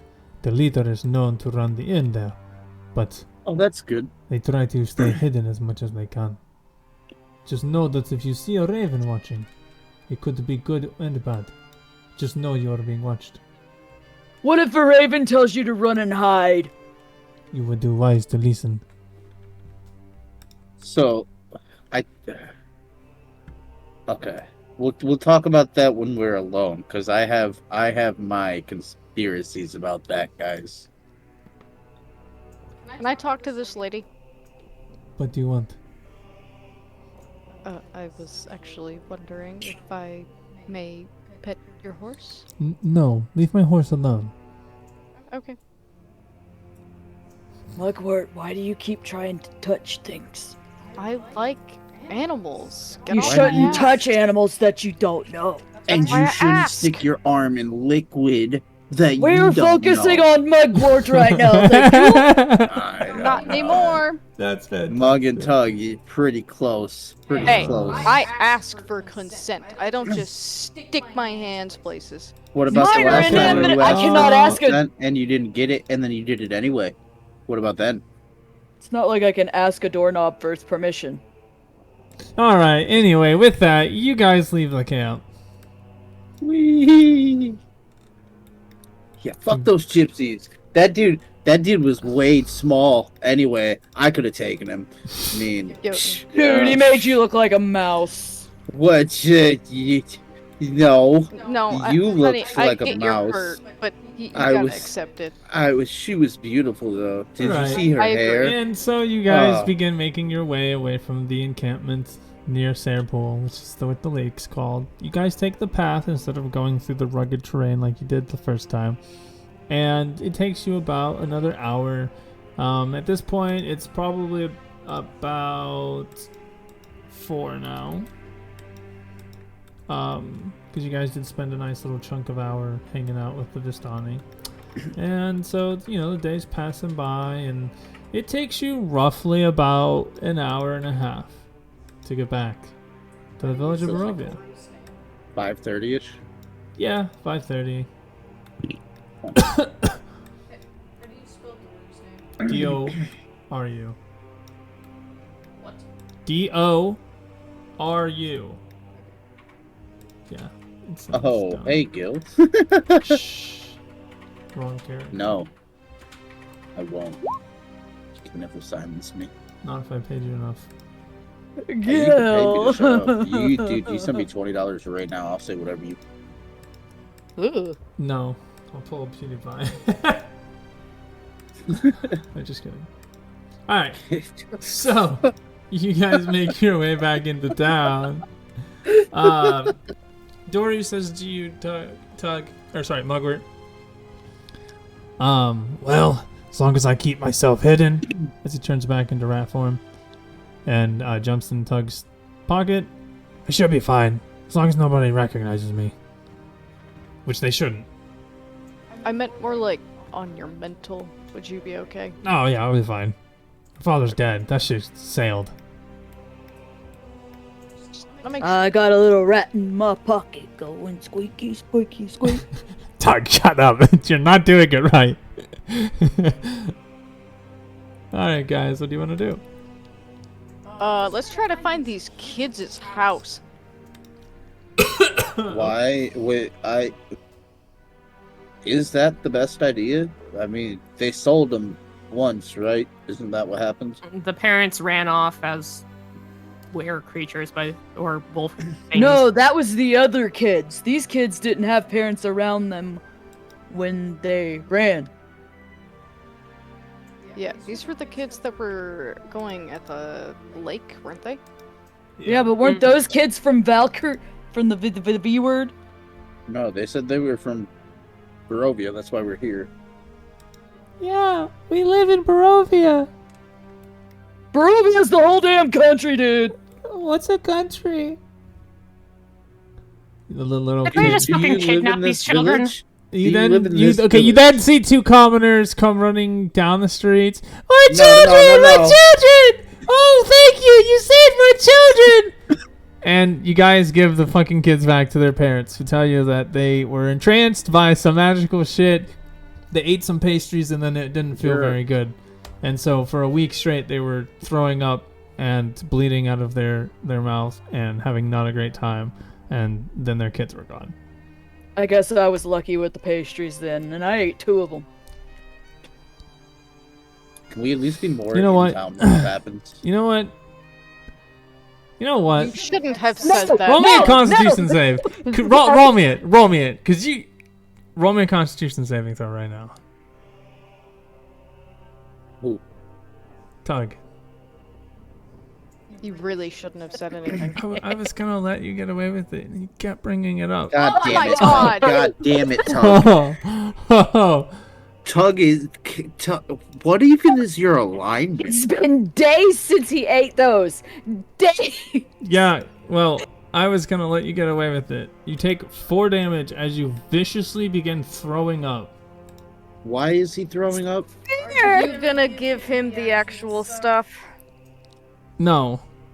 No, I'm not. It's not fair. I'm gonna be nice, cause It's actually really fair. You have no idea the what actual those pastries effects do. would have killed 2 of you immediately. Yeah, so I'm not gonna kill you. You have a point of exhaustion.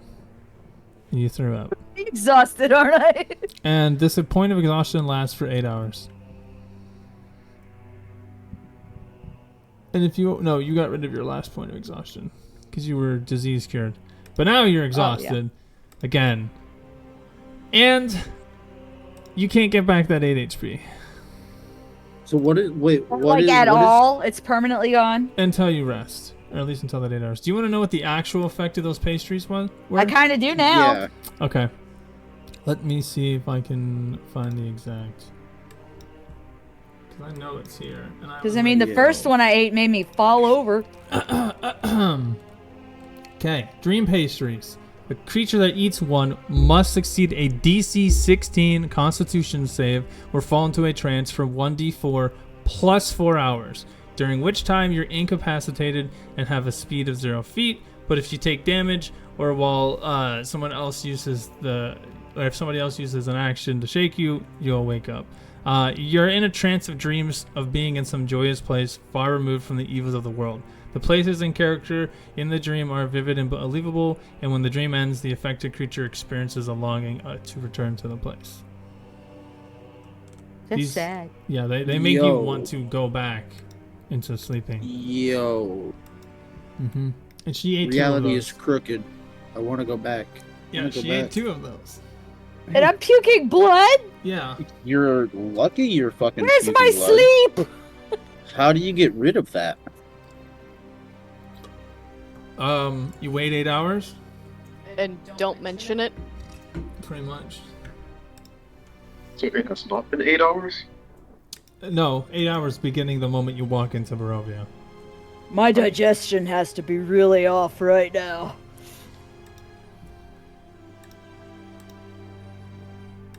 Well, onward to the quest. Okay. You throw up a little bit.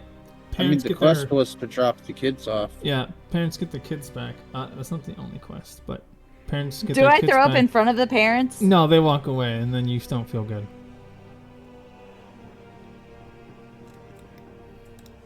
Is there any shops in the village? Whoa. Does anybody remember? I know that There's a general store. There's a toy tavern. store. Yeah. Wait, no, I'm thinking of Bellicky. So I just you'll know that you'll this notice is that there are the- some the E's inn. and an E2 and E7. Yeah. There's a couple of other ones that I can give you. Let's go to this, and then this one. Okay, we'll start with this. Okay, so at E2 we have the Blood of the Vine Tavern. That's exactly what you think it is. It's a tavern. At E1 we have Beldrat's Mercantile. It is... yeah, it's a big building. There's a guy in there that sells stuff in it. We have the church over at E5. Then we also have a haunted house at E7 that the players had already gone into, so that's pretty much irrelevant. But yeah, that's all you have so far. I think we should avoid going to the church. Hold on. Did something happen in the church? Oh, yeah. No one As you guys listened. are walking through town and you say that, Doris says, "Yeah, I happened." it wasn't just you, Doro. I only hit you with the axe once. Wow, Dora, way to just make everything about yourself. Look, man. Guys, what look, the hell? I'm just kidding. I'm It just. was really fucked up, William. These guys aren't the cool people they paint themselves to be sometimes. What? Except for Yoden, he's alright. He didn't try to fuck me up. What? Look, it's okay. Okay, we're not pointing fingers here. Anyway, squeak, squeak, squeak, squeak, squeak. And as he does that, Jotun being the closest, you do see, as you've walked through Barovia, there's not anybody here. William, you've never been here, but your first impression that this place is fucking empty. Nobody lives here. Like Where did the parents come from? some random shambling house. In fact, you haven't seen anybody else besides them. Is there any? It's Is there any smoke? Sorry to cut you off. Fog? Is there any fucking Nope, the smoke fog's or still anything coming? No, not fog. Smoke coming out of chimneys. Nope. Any Nothing. candles lit in windows? No. Nothing. zero. So what you're saying is it's free real estate. Yeah. Except for It's there's been free real estate. except there is one single little mansion that is lit up like a Christmas tree over at E4. That one looks like it has candles in each window that are on. or lit, and you can tell that it has people there. There's a nice thin metal black gate that surrounds the edge of the building, and there's visibly 2 guards outside of it. Yo, I'm just gonna point. Yes, look. It's the only building in the entire town with. But before you can do that, you're gonna see the door open to the Blood of the Vine Tavern, and it's Ismark. Do you guys remember who Ismark is? I do. Yep. I don't. apologize for Oh, that, where have man. you been?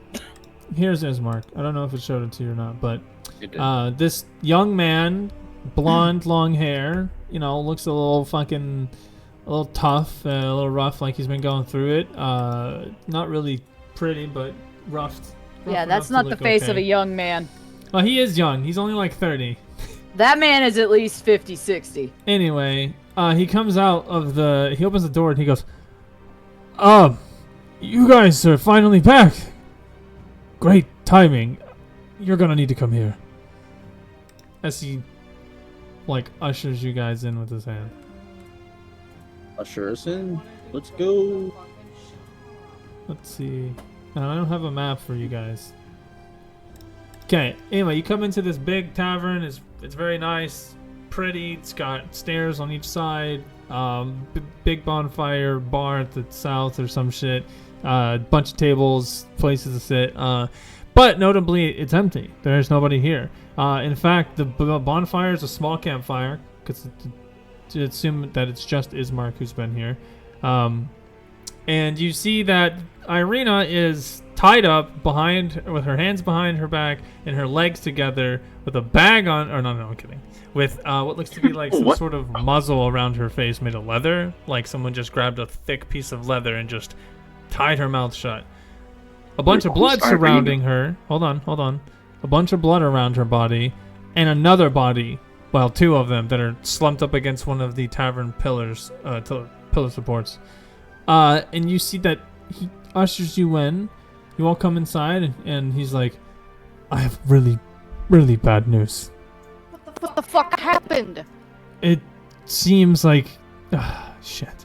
Okay, I have... Alright. Okay. So, a couple days ago, if I had to be correct, very bad. So, 2 days ago, she got agitated. And somebody was trying to ask her about getting out of here. It was just some adventurer who had come through.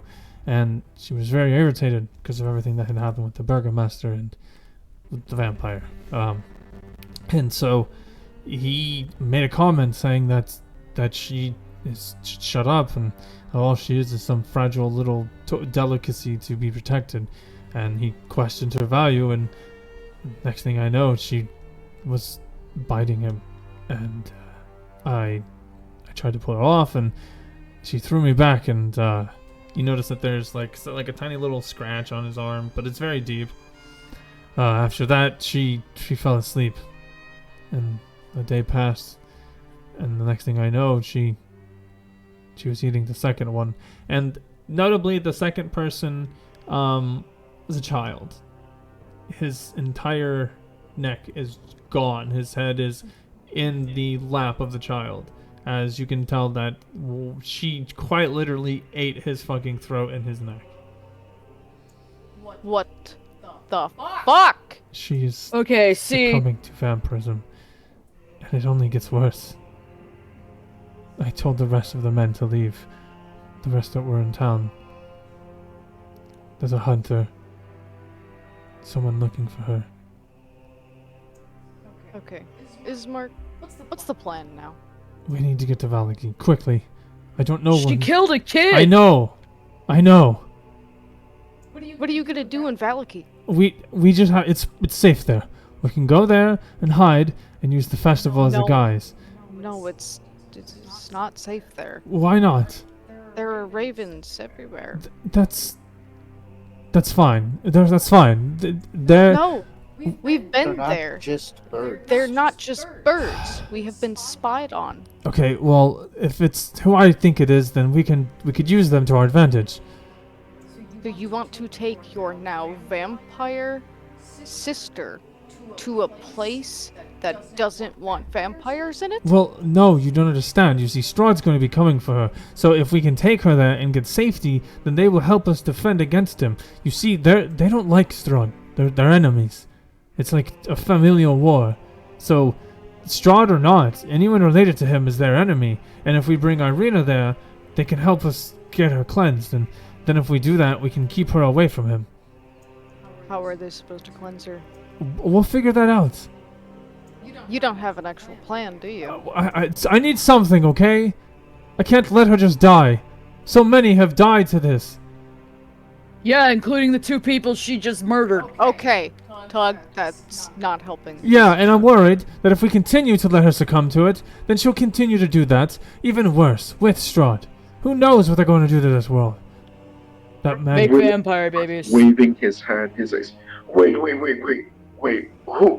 is this, and why are we bringing this vampire with us? Okay, the woman that I'm protecting is the reincarnation of Strahd von Barovich's long-lost lover.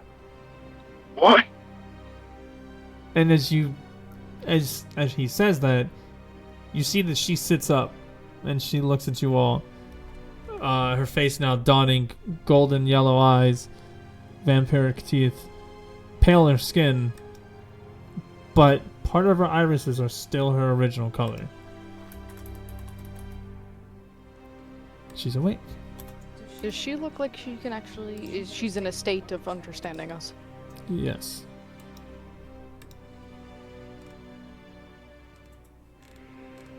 Well, I'm not taking her muzzle off. Hey, you go ahead and do that. I'll do it.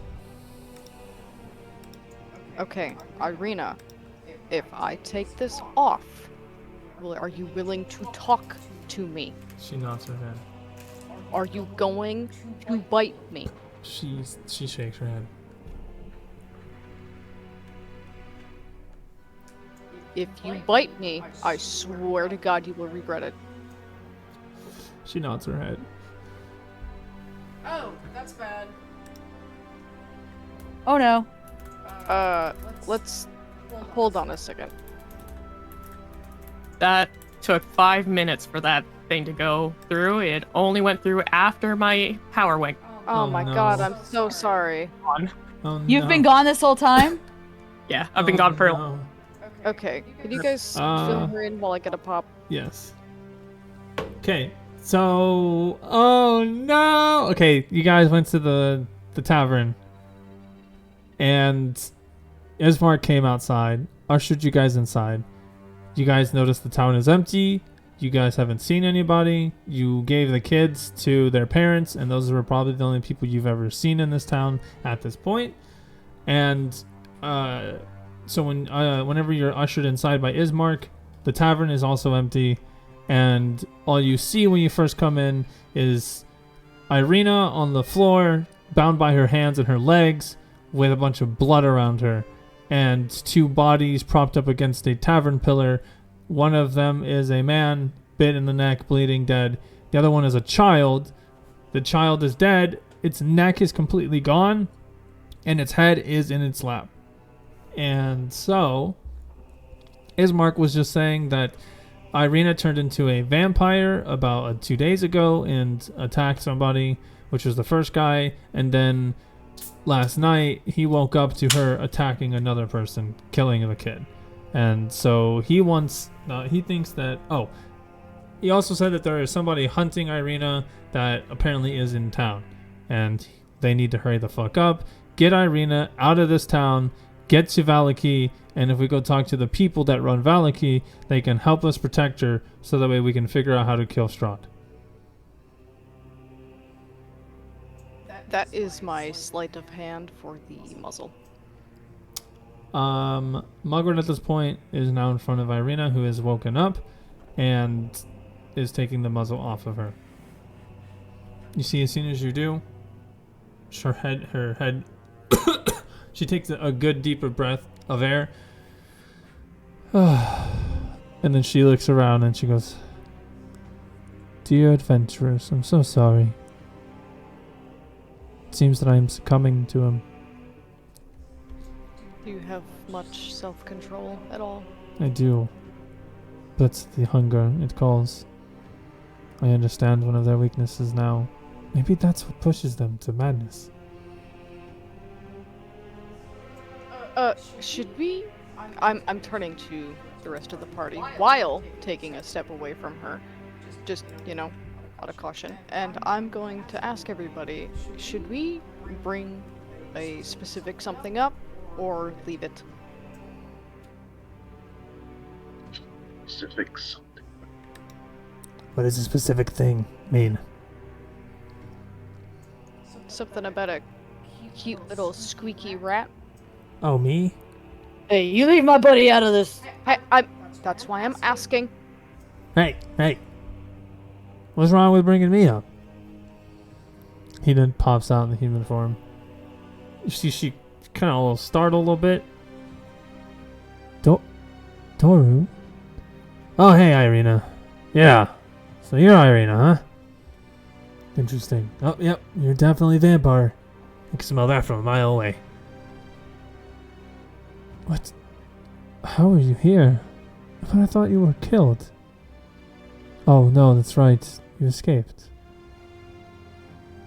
But why is he with you all?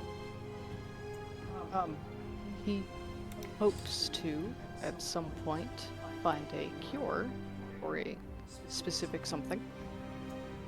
And he's my little buddy. Oh, you want to help cure his vampirism?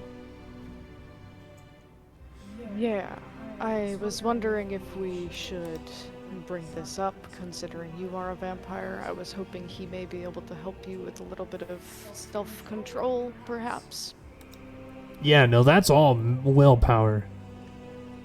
I mean, the first couple times, yeah, you don't have any choice. It's like something changes. It's like lycanthropy. You don't really control it. It's not until you, eventually are awake enough during it that you can. Have you only, fed twice? Yes. Or, how many times have you? A lot. Yeah, a lot. I mean, you guys have killed things with blood in it. You think I just let that go? Fuck no. Irina, have you ever tried eating animals? No. I'm usually a vegetarian. Respectfully, that is laughable. Would you be willing to try? If that's what's necessary. I think it's going to have to be necessary. Especially to keep your sanity in check. But more importantly, we need to find a cure. That's what we're looking for him as well. Well, who bit you? 'Cause isn't the cure to kill who bit you? Strahd. So he bit you, but he didn't take you. Yes. How do you 100% know that it was Strahd? I could hear his voice whispering my name. Well, the woman he loved. The one I was reincarnated into. Are you aware that Strahd has a brother? I am. I am very well aware of the legend. So you're absolutely sure it was him and not his brother? Do you know the brother's name? Yeah. No, but you see, I am only Ismark's sister by adoption. My mother and father were rumored to be Vistani. And so I lived a small life of Vistani before I was given to his family. I learned quite a lot about him. It was a culture shock. To see the other side, well, it changed me. It changed my opinion on him.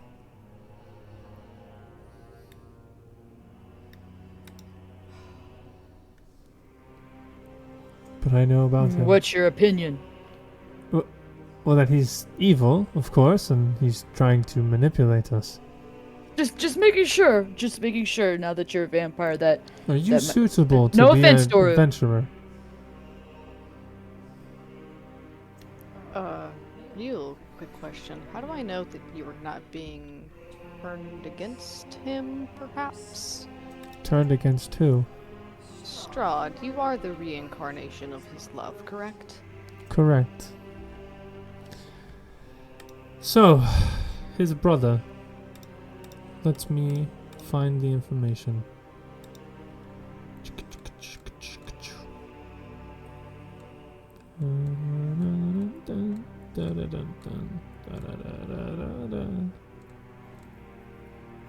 There is not even what I want. 1 second.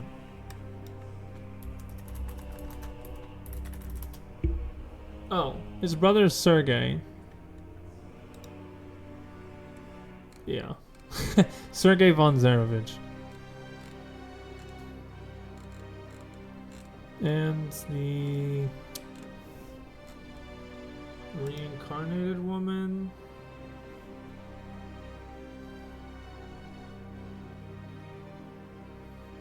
Ah, yes. Okay, so the original woman's name is Tatiana. She was a young Barovian woman.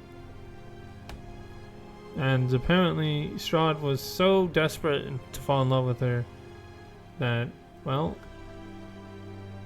his obsession drove him to make a dark pact, turning him into the creature that he is. And his brother, Sergei, was the one who broke her out of this, causing Tatiana to feel, well, almost completely like her love was unrequited towards his brother. This further increased the hatred that Strahd had for his brother, and is the reason why they're both dead.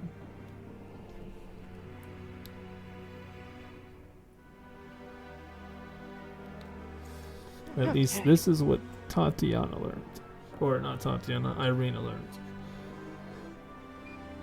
So basically, Strahd's been telling the Vitani a complete bullshit version of it. We don't know that. That's the problem. We're running off of words from just a bunch of people. Why bother falling in love? I tell you what, regardless if you believe him or not, or believe me, I do not wish to be fallen under this fate. I simply wish to be able to get out of this world, something that we all are fighting for. I assume we're going to have to travel. I don't fully trust you, with all due respect. So if we are traveling, your hands are probably going to stay bound. That is extremely fair.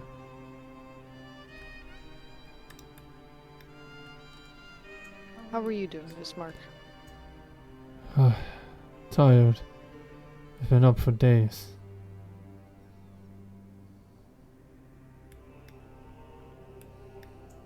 Alright, party, what do we want to do from here on?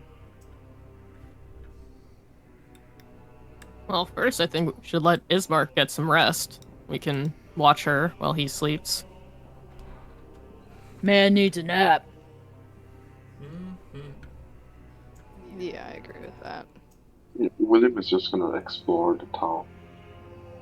I would not suggest that. Stay away from that one house that you hear a woman crying. No, seriously, I was William, like, be careful. Yeah, I was thinking of going to the store. Okay. So you want to go to the store, eh? I'll go also with would them like to just go to so the we have store. travel places. Alright. You're just gonna stay to help watch Arena. Toggle, stay with Dee Dee. Alrighty. You come into this shitty little shop. It's 70 feet long by 40 feet wide.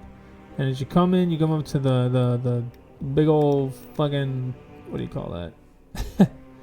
The bar. Yeah, we'll go with that. You see he's sitting back in a reclining chair. It's a nice, exquisite. The tavern looks a little shoddy, but it has some shiny stuff, tools, and the like, mostly adventuring gear. And as you walk up, you can see that he's thumbing through some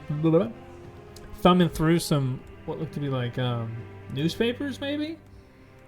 But there's no outside, there's no lettering on the faces of outside, and so it just looks like a blank paper. And there's this. Where is it? Where is it? Fuck it, whatever. Anyway, that's all you see. You walk up to him, and he looks at you, and he pokes his little head up. He's a short, stubby little guy, a little fat, a little bit of Italian look to him, but he's exquisitely dressed like a businessman. Oh, hey, how's it going? Welcome to Bildrats. What can I do for you? Hi, I noticed that there's not much people in this town. What are you doing here? Oh, I'm here to sell, all kinds of bits and bobs to travelers that come through. Yeah, right now we're a little slow. Business been a little empty since people had all left. Well, that's because what it is there's a crazy lady who's eating people. Huh, that is Why are you wild. saying that? Oh, because, war and bad things happen. Usually means you can make money off of it. Well, what are you selling? Oh, all kinds of stuff. Adventuring gear, bits and bobs, toolkits. What you looking for?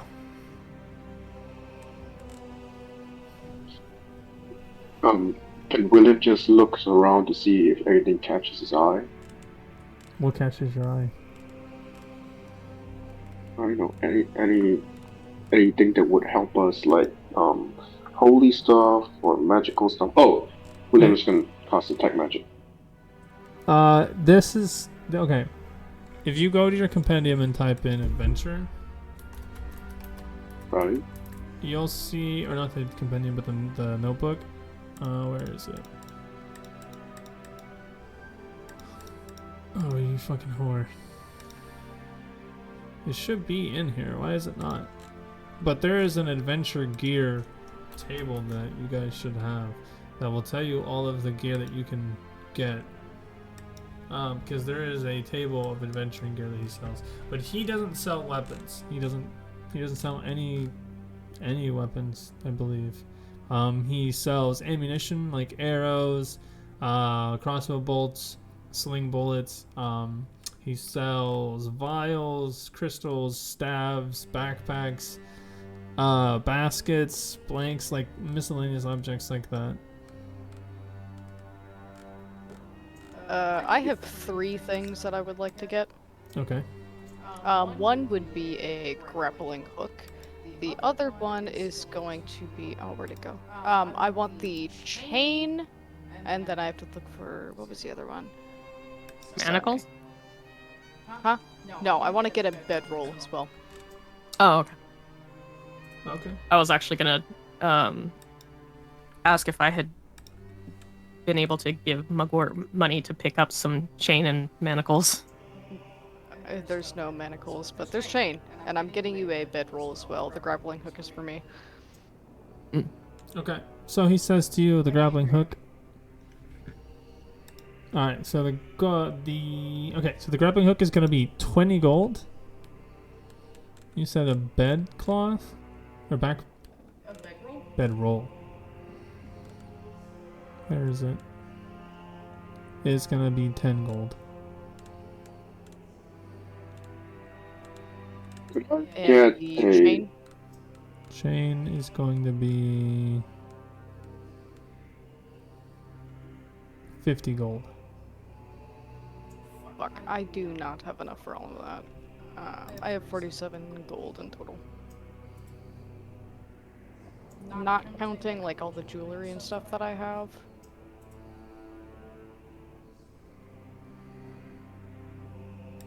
You got jewelry on you? I'll take that off your hands. Could probably make some fucking fortune off of that. I have to go back into our... No, actually, I got a couple of rings. Wait, could I get a lantern? A lantern? Yeah, because I don't have dark vision. Oh, sorry, Chief, I'm all out of lanterns, but I got candles for you. What? I'm good. Can I give him the 25 gold worth of jewelry? Yeah.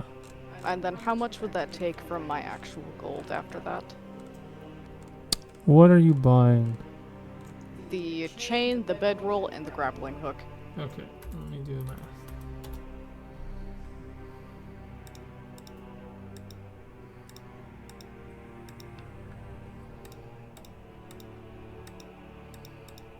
Also, I'm thinking of buying a book. Like, any interesting books. It will cost 55 gold total. Book? Book. Books are... Alright. William, he says to you that he has books, but they're very, very pristine and expensive. Cheapest one is 200 gold. He says to you, hey man, these are quality things. The price might be a little bit higher, but I need you to understand there ain't much people out here. I gotta make a living. Besides, it's gonna be very difficult to get your hands on these things. They're precious now. Hey, Jotun, would you be willing to help me with either Deirdre's bedroll or the chain? Yeah, how much do you need? I only have 47 in actual gold pieces, and I think it's 55, did you say? Yeah, she needs 8 more. Yeah, I'll give her. Okay. I'll give her 18 so that she can keep 10 gold. In case she needs like food or anything else. Or Thank you. Okay. Got you. You can add those items to your inventory. Thank you all for doing business. I appreciate it. You know, since we're doing so much business here, you could knock the price of those books down a little bit, you know? Because I mean, you think about it, right? We'll be coming back and forth probably a lot to do a little more business every now and then, and you know, that gold's going to stack up. You help us out now a little bit, we'll be able to help you out later, a lot of it, you know what I'm saying? I'll tell you And what. I'm going to try to persuade this guy. I'll tell you what, since I've only seen you guys come shopping 2 times out of the 2 times I've seen you guys in this town, you come back in 3 more transactions, well, maybe we can work something out. But you want a little bit of a loyalty program? Yeah, see, something like that, you know. I figure we'll be shopping around here a lot. We'll be able to help each other. Of course. In fact, you want to do me a little bit of business? I'll tell you what.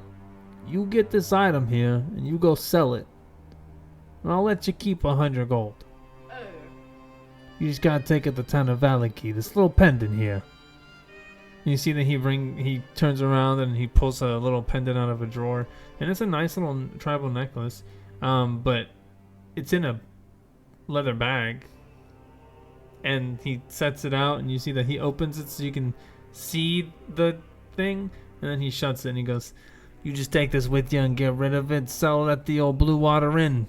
Sell that to the lady up front, she'll understand." And he then puts 100 gold in a little bag on a little sack on the table. "Hold on to that. When you come back, if you still got the 100, I'll give you another 100 on top of it, and you can leave." Are there any precautions that come with this? It's valuable. That's it?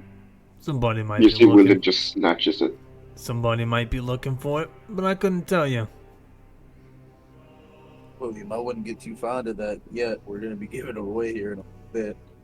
Yeah. Yeah, I understand. But it's so Oh, shiny. don't worry about it. I didn't see nobody or nothing. As far as I'm concerned, this doesn't involve you, me, or anybody else that's been here. That doesn't make me feel Speaking of great. which, somebody's looking for you. Y'all be very mindful and making haste when you can. You know somebody's looking for us too?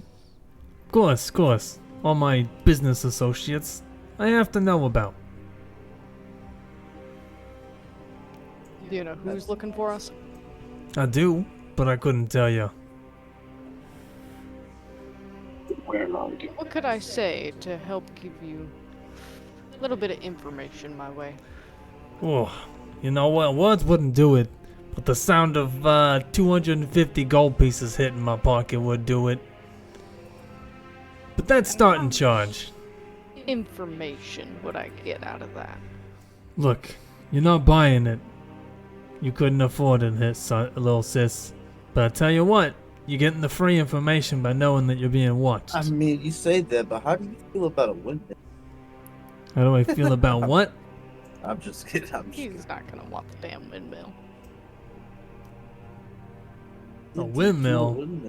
Yeah, it's a nice windmill. I don't give a shit about no fucking windmill. Just figured I'd throw it out there. Anyways, I feel like this is getting a little hostile. You enjoy your little goodies. Take the trinket, sell it, come back, and maybe we'll be talking under better circumstances. Hey, third time's the charm, right? Correct. I appreciate your business, Sir Jotun. You know, you take care of that little trinket there. Any damages, it's on you. Hey, William, you've been, awfully keen on sparkly things lately. Don't think What? I haven't noticed that. What do you mean? Any chance you get, you're always looking for something that's sparkly, shining, anything of value. I have no idea what you mean. You see William just try to brush it off and just walks away. Yeah? No investigation. Alright, so, you guys then leave Bildrath's Mercantile. It's 6 p.m. Sun is beginning to come down, is yet to hit the horizon.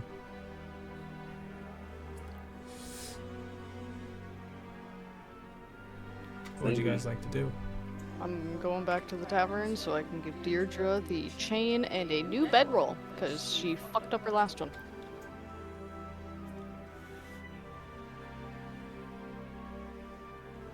Okay, so at this point, Irina would have been talking with you, Daedra, and we'll put it plainly, she doesn't know who the Raven people are, and neither does Ismark, at least not by name or like who they are. Ismark thinks that he should trust them because he knows that they're enemies to them, to Strahd, or he believes that they're enemies to Strahd. And Irina said she doesn't know anything about it. She's never been around Valaki.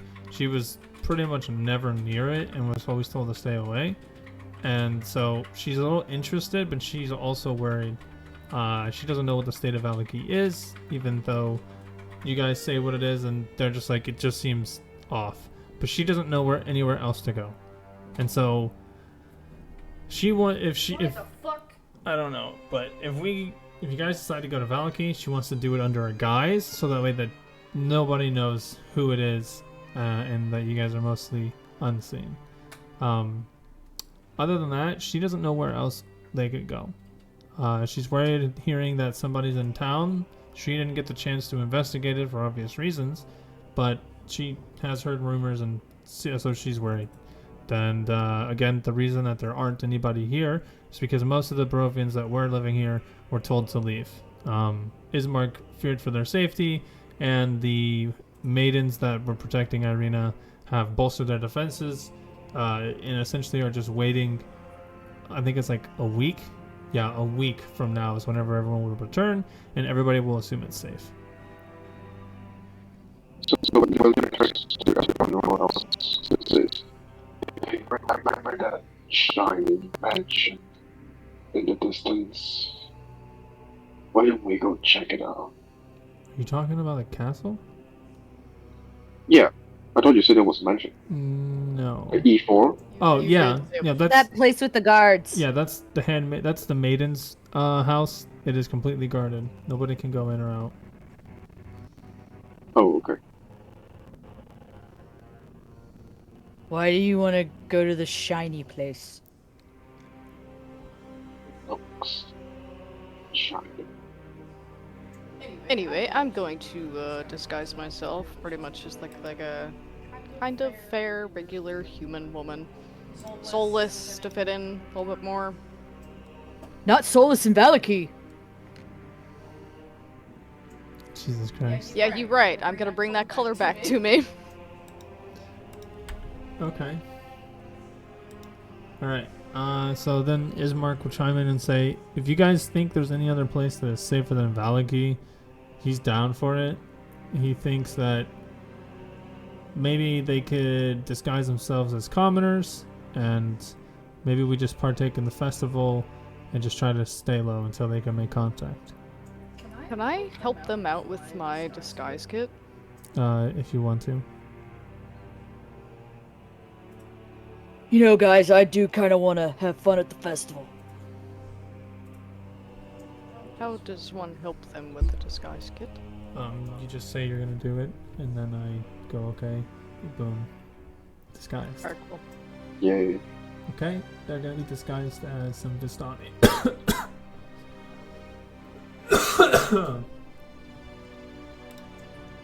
Bastani in Valaki?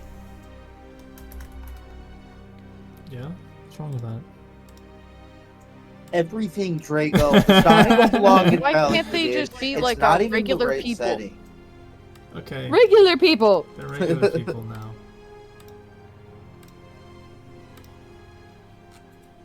I'm actually going to cast Minor Illusion, specifically on Irina's hands. Okay. I am going to be covering up her bindings. What are they gonna look like? She says, can you make me look armless? No, you're gonna get your regular arms without the bindings. Okay. What is that gonna look like? Gonna look fucking awkward. Yeah. Why does she have her hands behind her back at all times? Oh, I'll give you a reason.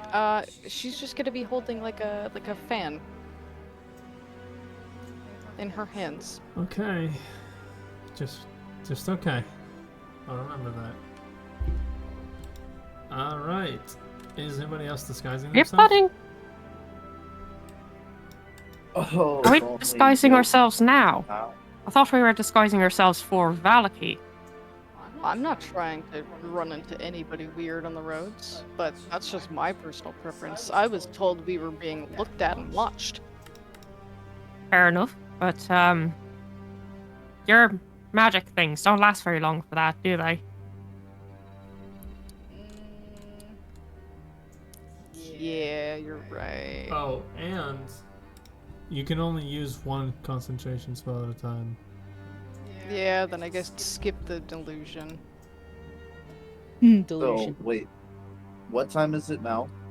6 It's p.m. like 6? Yeah. It's gonna take us how long to get back to Valaki? About 2 days, 2.5, almost 3 days. To get to Valaki? Oh, yeah, 2 days. You'll get there close to noon. Did you not just run that?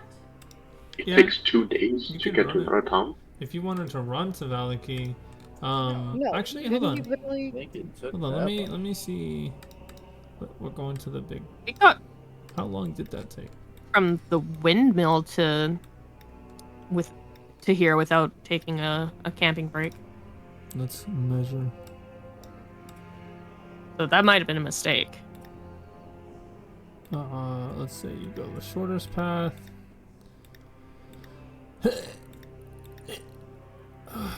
Oh, it might be. Oh, it is less than a day. Hell yeah. Jesus fucking Christ. Oh, yeah. We only got Oh here. yeah. So about- it takes half a day. 4 hours. Alright. 16 get there at miles. 10 o'clock. 16.3 You guys- miles. And it takes you guys 30 miles to walk. So like 4.5 hours. So would you guys like to get there at the dead of night, or would you like to wake up early and get there, say, 10? We could There travel is somebody 6. currently in the town searching for at least her. Alright. So, if we can't make it to Valaki, I would prefer at least we get, like, closer to the windmill or a better camping spot.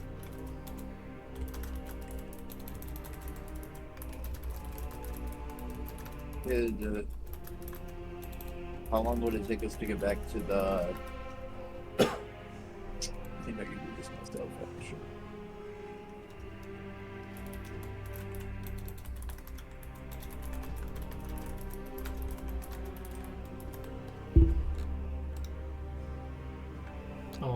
I don't know. I will give you a second. I will be right back. I am sure. Just these things.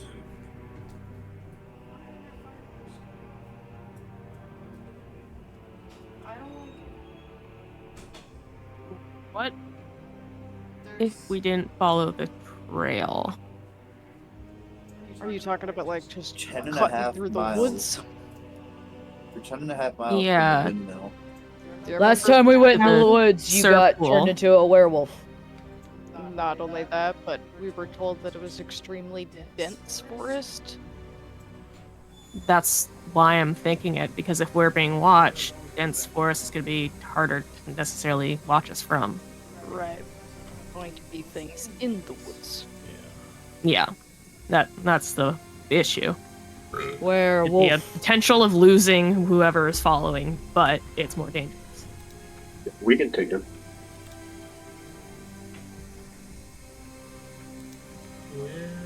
Also, does anyone know what this is? Like, this That's thing right the castle.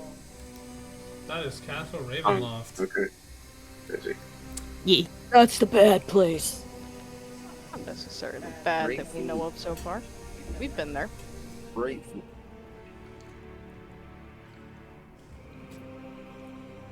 Okay, so what's the plan?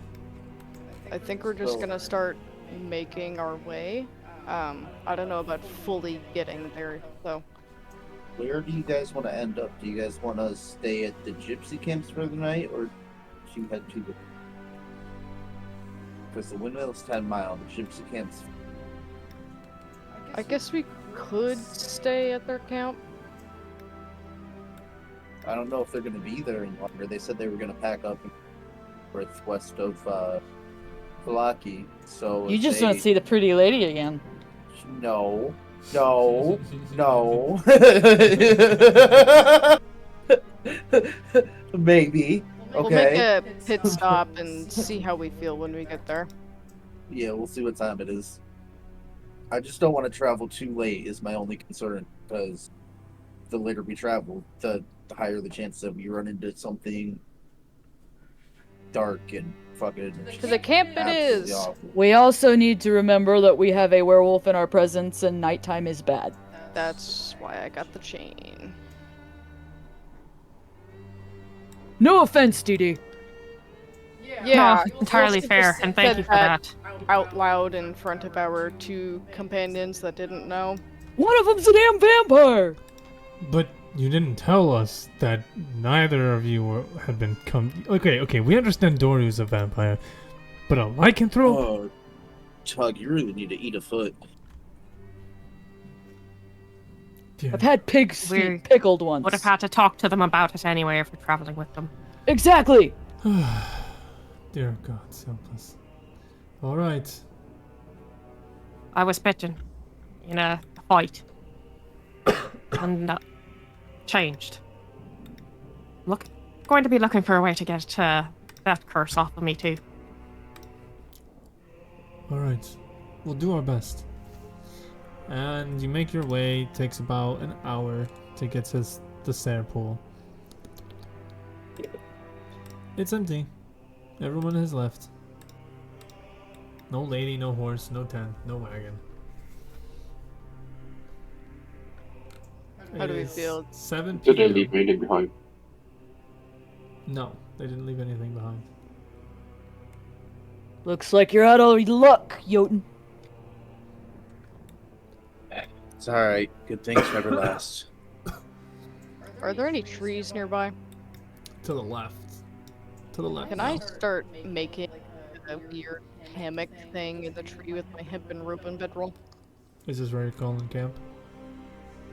It'll take us like what, another hour and a half to get to the mill. 6 miles. Yeah, 2 hours. 5.8. Yeah, I vote we go to the windmill. Yeah, I also vote to go to the windmill if you guys are up for that. It's 7 p.m. and it's gonna be 9 p.m. when we get there. Do you have a bedtime?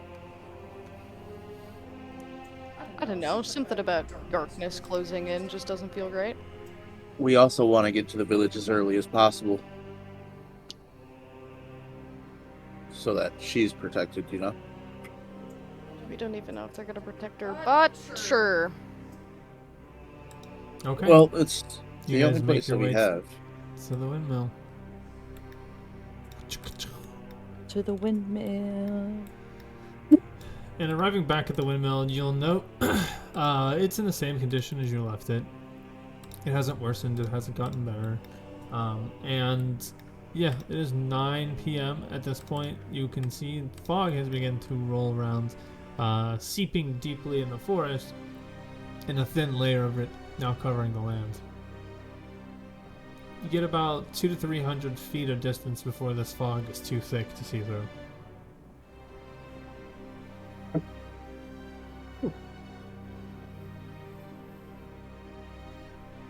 Are we already at the windmill? Yes. It looks like we made it just in time, huh? Lucky for us. When we were looking around, there wasn't any like trapdoors or stairs down to a basement in the windmill, were there? No, there were not. Alright, Deirdre. Do we have a plan? Yep. Let me get my armor off. Yep, let's tie it up. Tug covers his eyes. I'm not stripping naked, you. Whatever. It's hilarious. We could put her up into the top room for tonight. I don't think that's... Do we want an angry werewolf above us? Do we want it below us? I was we want thinking about a tree. tying duty to a tree. Or you could tie her to the fucking windmill. Just on the back or something. I mean, it's a giant windmill. What is she gonna do? Spinning around. Yeah, What are the stairs made out of? wood. Oh, yeah, Mahogany! wood. Ash and oak, actually. I don't know, Give it time Deirdre. if you Where do you look want to in. be? Well, I don't think tying me up to a tree outside is going to be a good idea. Because if I'm alone out there, all of you are in the windmill, and I'm asleep, not exactly going to be able to defend myself. So how about this? I will keep watch over Irina and you, because obviously she can't sleep. Ismark will get some more rest, and you guys will go to sleep. We will tie her to like a big rock or something, or like a tree, so she can't, rip away from it. And then we'll tie her hands together with the chains, and yeah, we'll be all right. We'll figure it out. I go where GD goes. Okay, Hug, you have to sleep. you can sleep next to her or something. I don't care. If you die, it's kind of under your own volition because you know what you're getting into. Yep. I think I need a witch's blanket. I just realized the last time this happened, all my shit got ripped apart. I am going to have to get naked. Oh, dear fucking Christ. I'll give her my dire wolf pelt. Why do you say that? She's a good-looking lady. Don't insult her. That's not what I mean. It's just... Never mind. Anyway. And, yeah, she strips down to nothing but wolf pelt and then shackles herself to a tree. They're gonna go fucking watch her. That sounds really bad. Yeah, it does. Yeah, It's really bad, guys. Your What the voyeurs. fuck? I'll sleep in the kitchen. Doru, Sleep if you with the- need backup, scream. Don't worry, I'll be fine. He's got me here. Exactly. That didn't sound confident. It won't, I'm gonna need a little be bit more like last time. confidence. I've got chains this time. Yeah, it's gonna be great. I won't lose an arm. Yay! Yeah, Not the losing an arm Technically, is you got the awesome. arm back. breaking point of those Anyway. chains are, though. Alright, the boys and Mugwort. Find some place to sleep.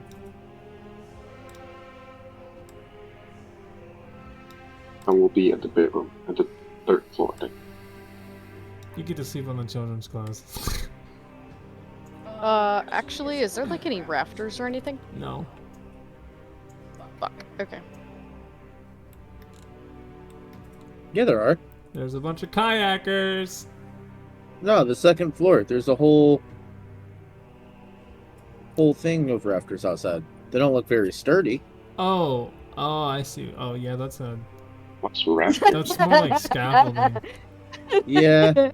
Like, you could probably sleep on that for a couple hours, but I don't know how comfortable nor how long that would last. I just wanted to see if there was a way I could like make the bedrolling rope. Just do it to a tree outside. To actually see this map now that we're here. Oh, it's beautiful. So pretty. Yeah, it's super nice.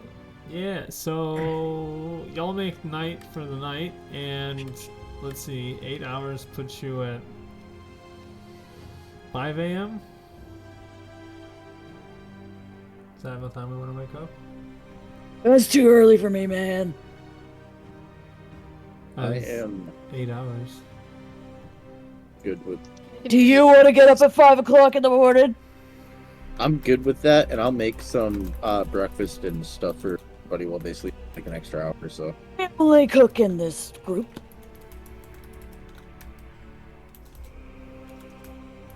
I'll get up at 6. I've an eventful couple of days. Okay. Oh, Drago? Yes.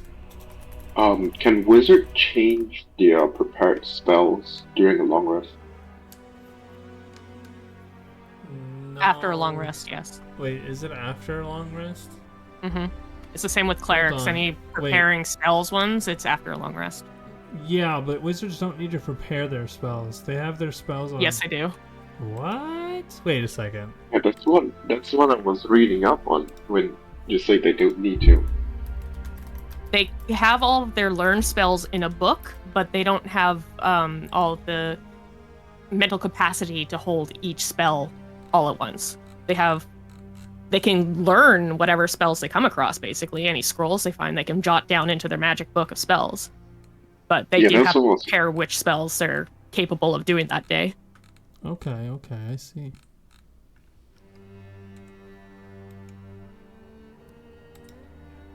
Yeah, it's the same thing with the clerics, paladins, and druids. Yeah, and I think Wizard can learn any spell they come across by jotting it down in a spell book. So yep, it takes amount of time and amount of gold, I believe, to record a spell into your book. Yeah. Part of the reason why William is so It's hungry for your gold. intelligence modifier plus your wizard level. 4? The amount of spells you have prepared. And let's see. Yeah, when you finish a long rest. And it takes 1 minute per level, or per spell level. So you'll have to add all of the spells that you're changing. And their total level, like if it's like a level 2 and a level 2 spell, that equals 4 minutes. Okay, you say total wizard level plus my intelligence modifier? Yep. So 4 plus whatever it is, plus 3 or plus 2. Yeah, plus 3, so 7. Okay, so is that shared among first level, second level, third level? Yes. So like, if you pick 2 spells in level 1 and then a spell in level 2, that would be 3 total spells. Got it. So cantrips are different, right? Yes, cantrips are specifically like their own type of spell. Alright, I'll look over the spells and I'll just let you know later what spells I changed to.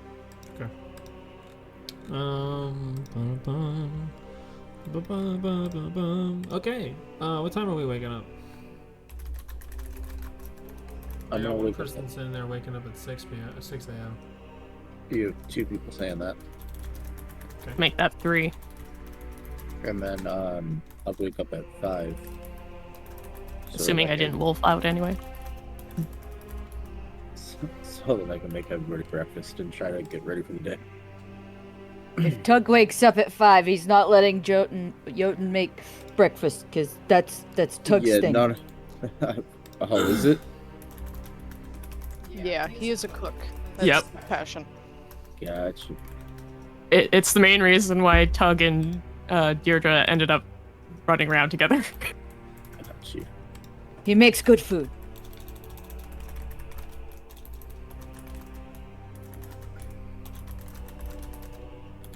So he'll get up at 5. No, I got you. Just hold on 1 second.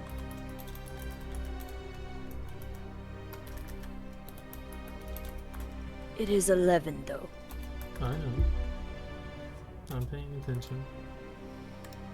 But at my 11s, no, yeah, not your 11. You selfish son of a... I'm just kidding.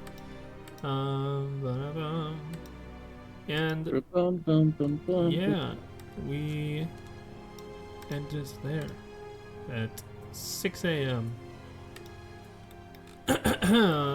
Yeah, we'll end it there at 6 a.m. Everybody wakes up and gets prepared for the day as they enjoy their breakfast. And then when we come back, it'll be 7 a.m., giving you guys an hour to prep for the day. And that's where we'll end the session. Yeah. Alrighty. Good stuff, guys. Good session. Good session. Good job, everybody. We killed those hags. Yeah. I assume you tell us if we leveled. I will tell you. Yes. Okay. Just double check. I was gonna ask. Yep. Can we level? No, I'm just kidding. Can we level? Can we level? Oh, but can we level? Are we leveled yet? How many Are we leveled yet? How many sessions has it been? 2 or 3. 2. But we've been in a lot of fights. How many is a lot? 2? What about the Enough to quest level. that we finished? What quests you finished? Well, we went back and got the people. What people? The children. Reno and his We wife. took the children back to their parents. That wasn't an actual quest. It could count. It could count. So you Would have thought the killing the hags would have counted if any of that stuff. yeah. out of the any of that. hags, taking the kids back, figuring out the crows were Ravens. well, ravens. Yeah, and that some of them I kind of suspected that though. I did too.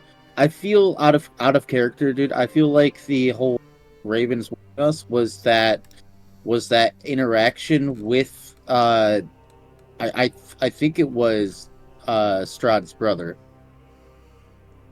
But I think that's what they were trying to get us to run and hide from. Was that whole thing going on there? That's a good theory. Okay, so by my recollection, you all left the village of Barovia, went to visit the Vistani. From there, you made a stop at the castle of Ravenloft, met some men supposedly named Strahd von Barovich, made your way to the windmill, afterwards heading to Valaki. You were ambushed by werewolves, causing one of you to be struck with lycanthropy. Picked up Doru along the way, finding him and hearing him out and reconciling a friendship. Making your way to Valaki, you learned about the weirdness of the town, some people being under oppression, some supposed festival happening, and quite a lot of ravens were there. You met 2 of them, I guess you could call it meeting, and they warned Jotun, said home a lot. Afterwards, You all left Valaki, came back to the windmill, and disposed of the hags, saving 2 of the children that had also left days ago, taking them back to the village of Barovia, finding out that something is wrong with Irina and Ismark, as well as finding out that you're being watched. And now you're making your way back towards the towns of Valaki. Just by my guesstimation as a player and a DM, and then looking at it mechanically, I would say that is easily a level up. Yeah. And you guys will now be level 5. But did we level twice though? No, you don't level twice. Don't shit, dude. Deirdre, I will say that. Let's see, what day was it that you were attacked? The 3rd day, Vervant, was whenever you were ambushed. 6 p.m. You have until one of two dates. The 13th, which would be a full 10 days from this, from the first day you were bit, or the full moon. What I mean by that is that you will have to make a decision at some point, and those 2 days will be important. Good luck, and just know that you guys are doing well so far. I've only lost a pinky, so I feel like that's valid. Very valid. Oh. I'm gonna have to chat with you about all that in DMs later. Yes. Okay, yeah, and that's everything. I got nothing else for you guys. Okay, I had a lot of fun, you guys.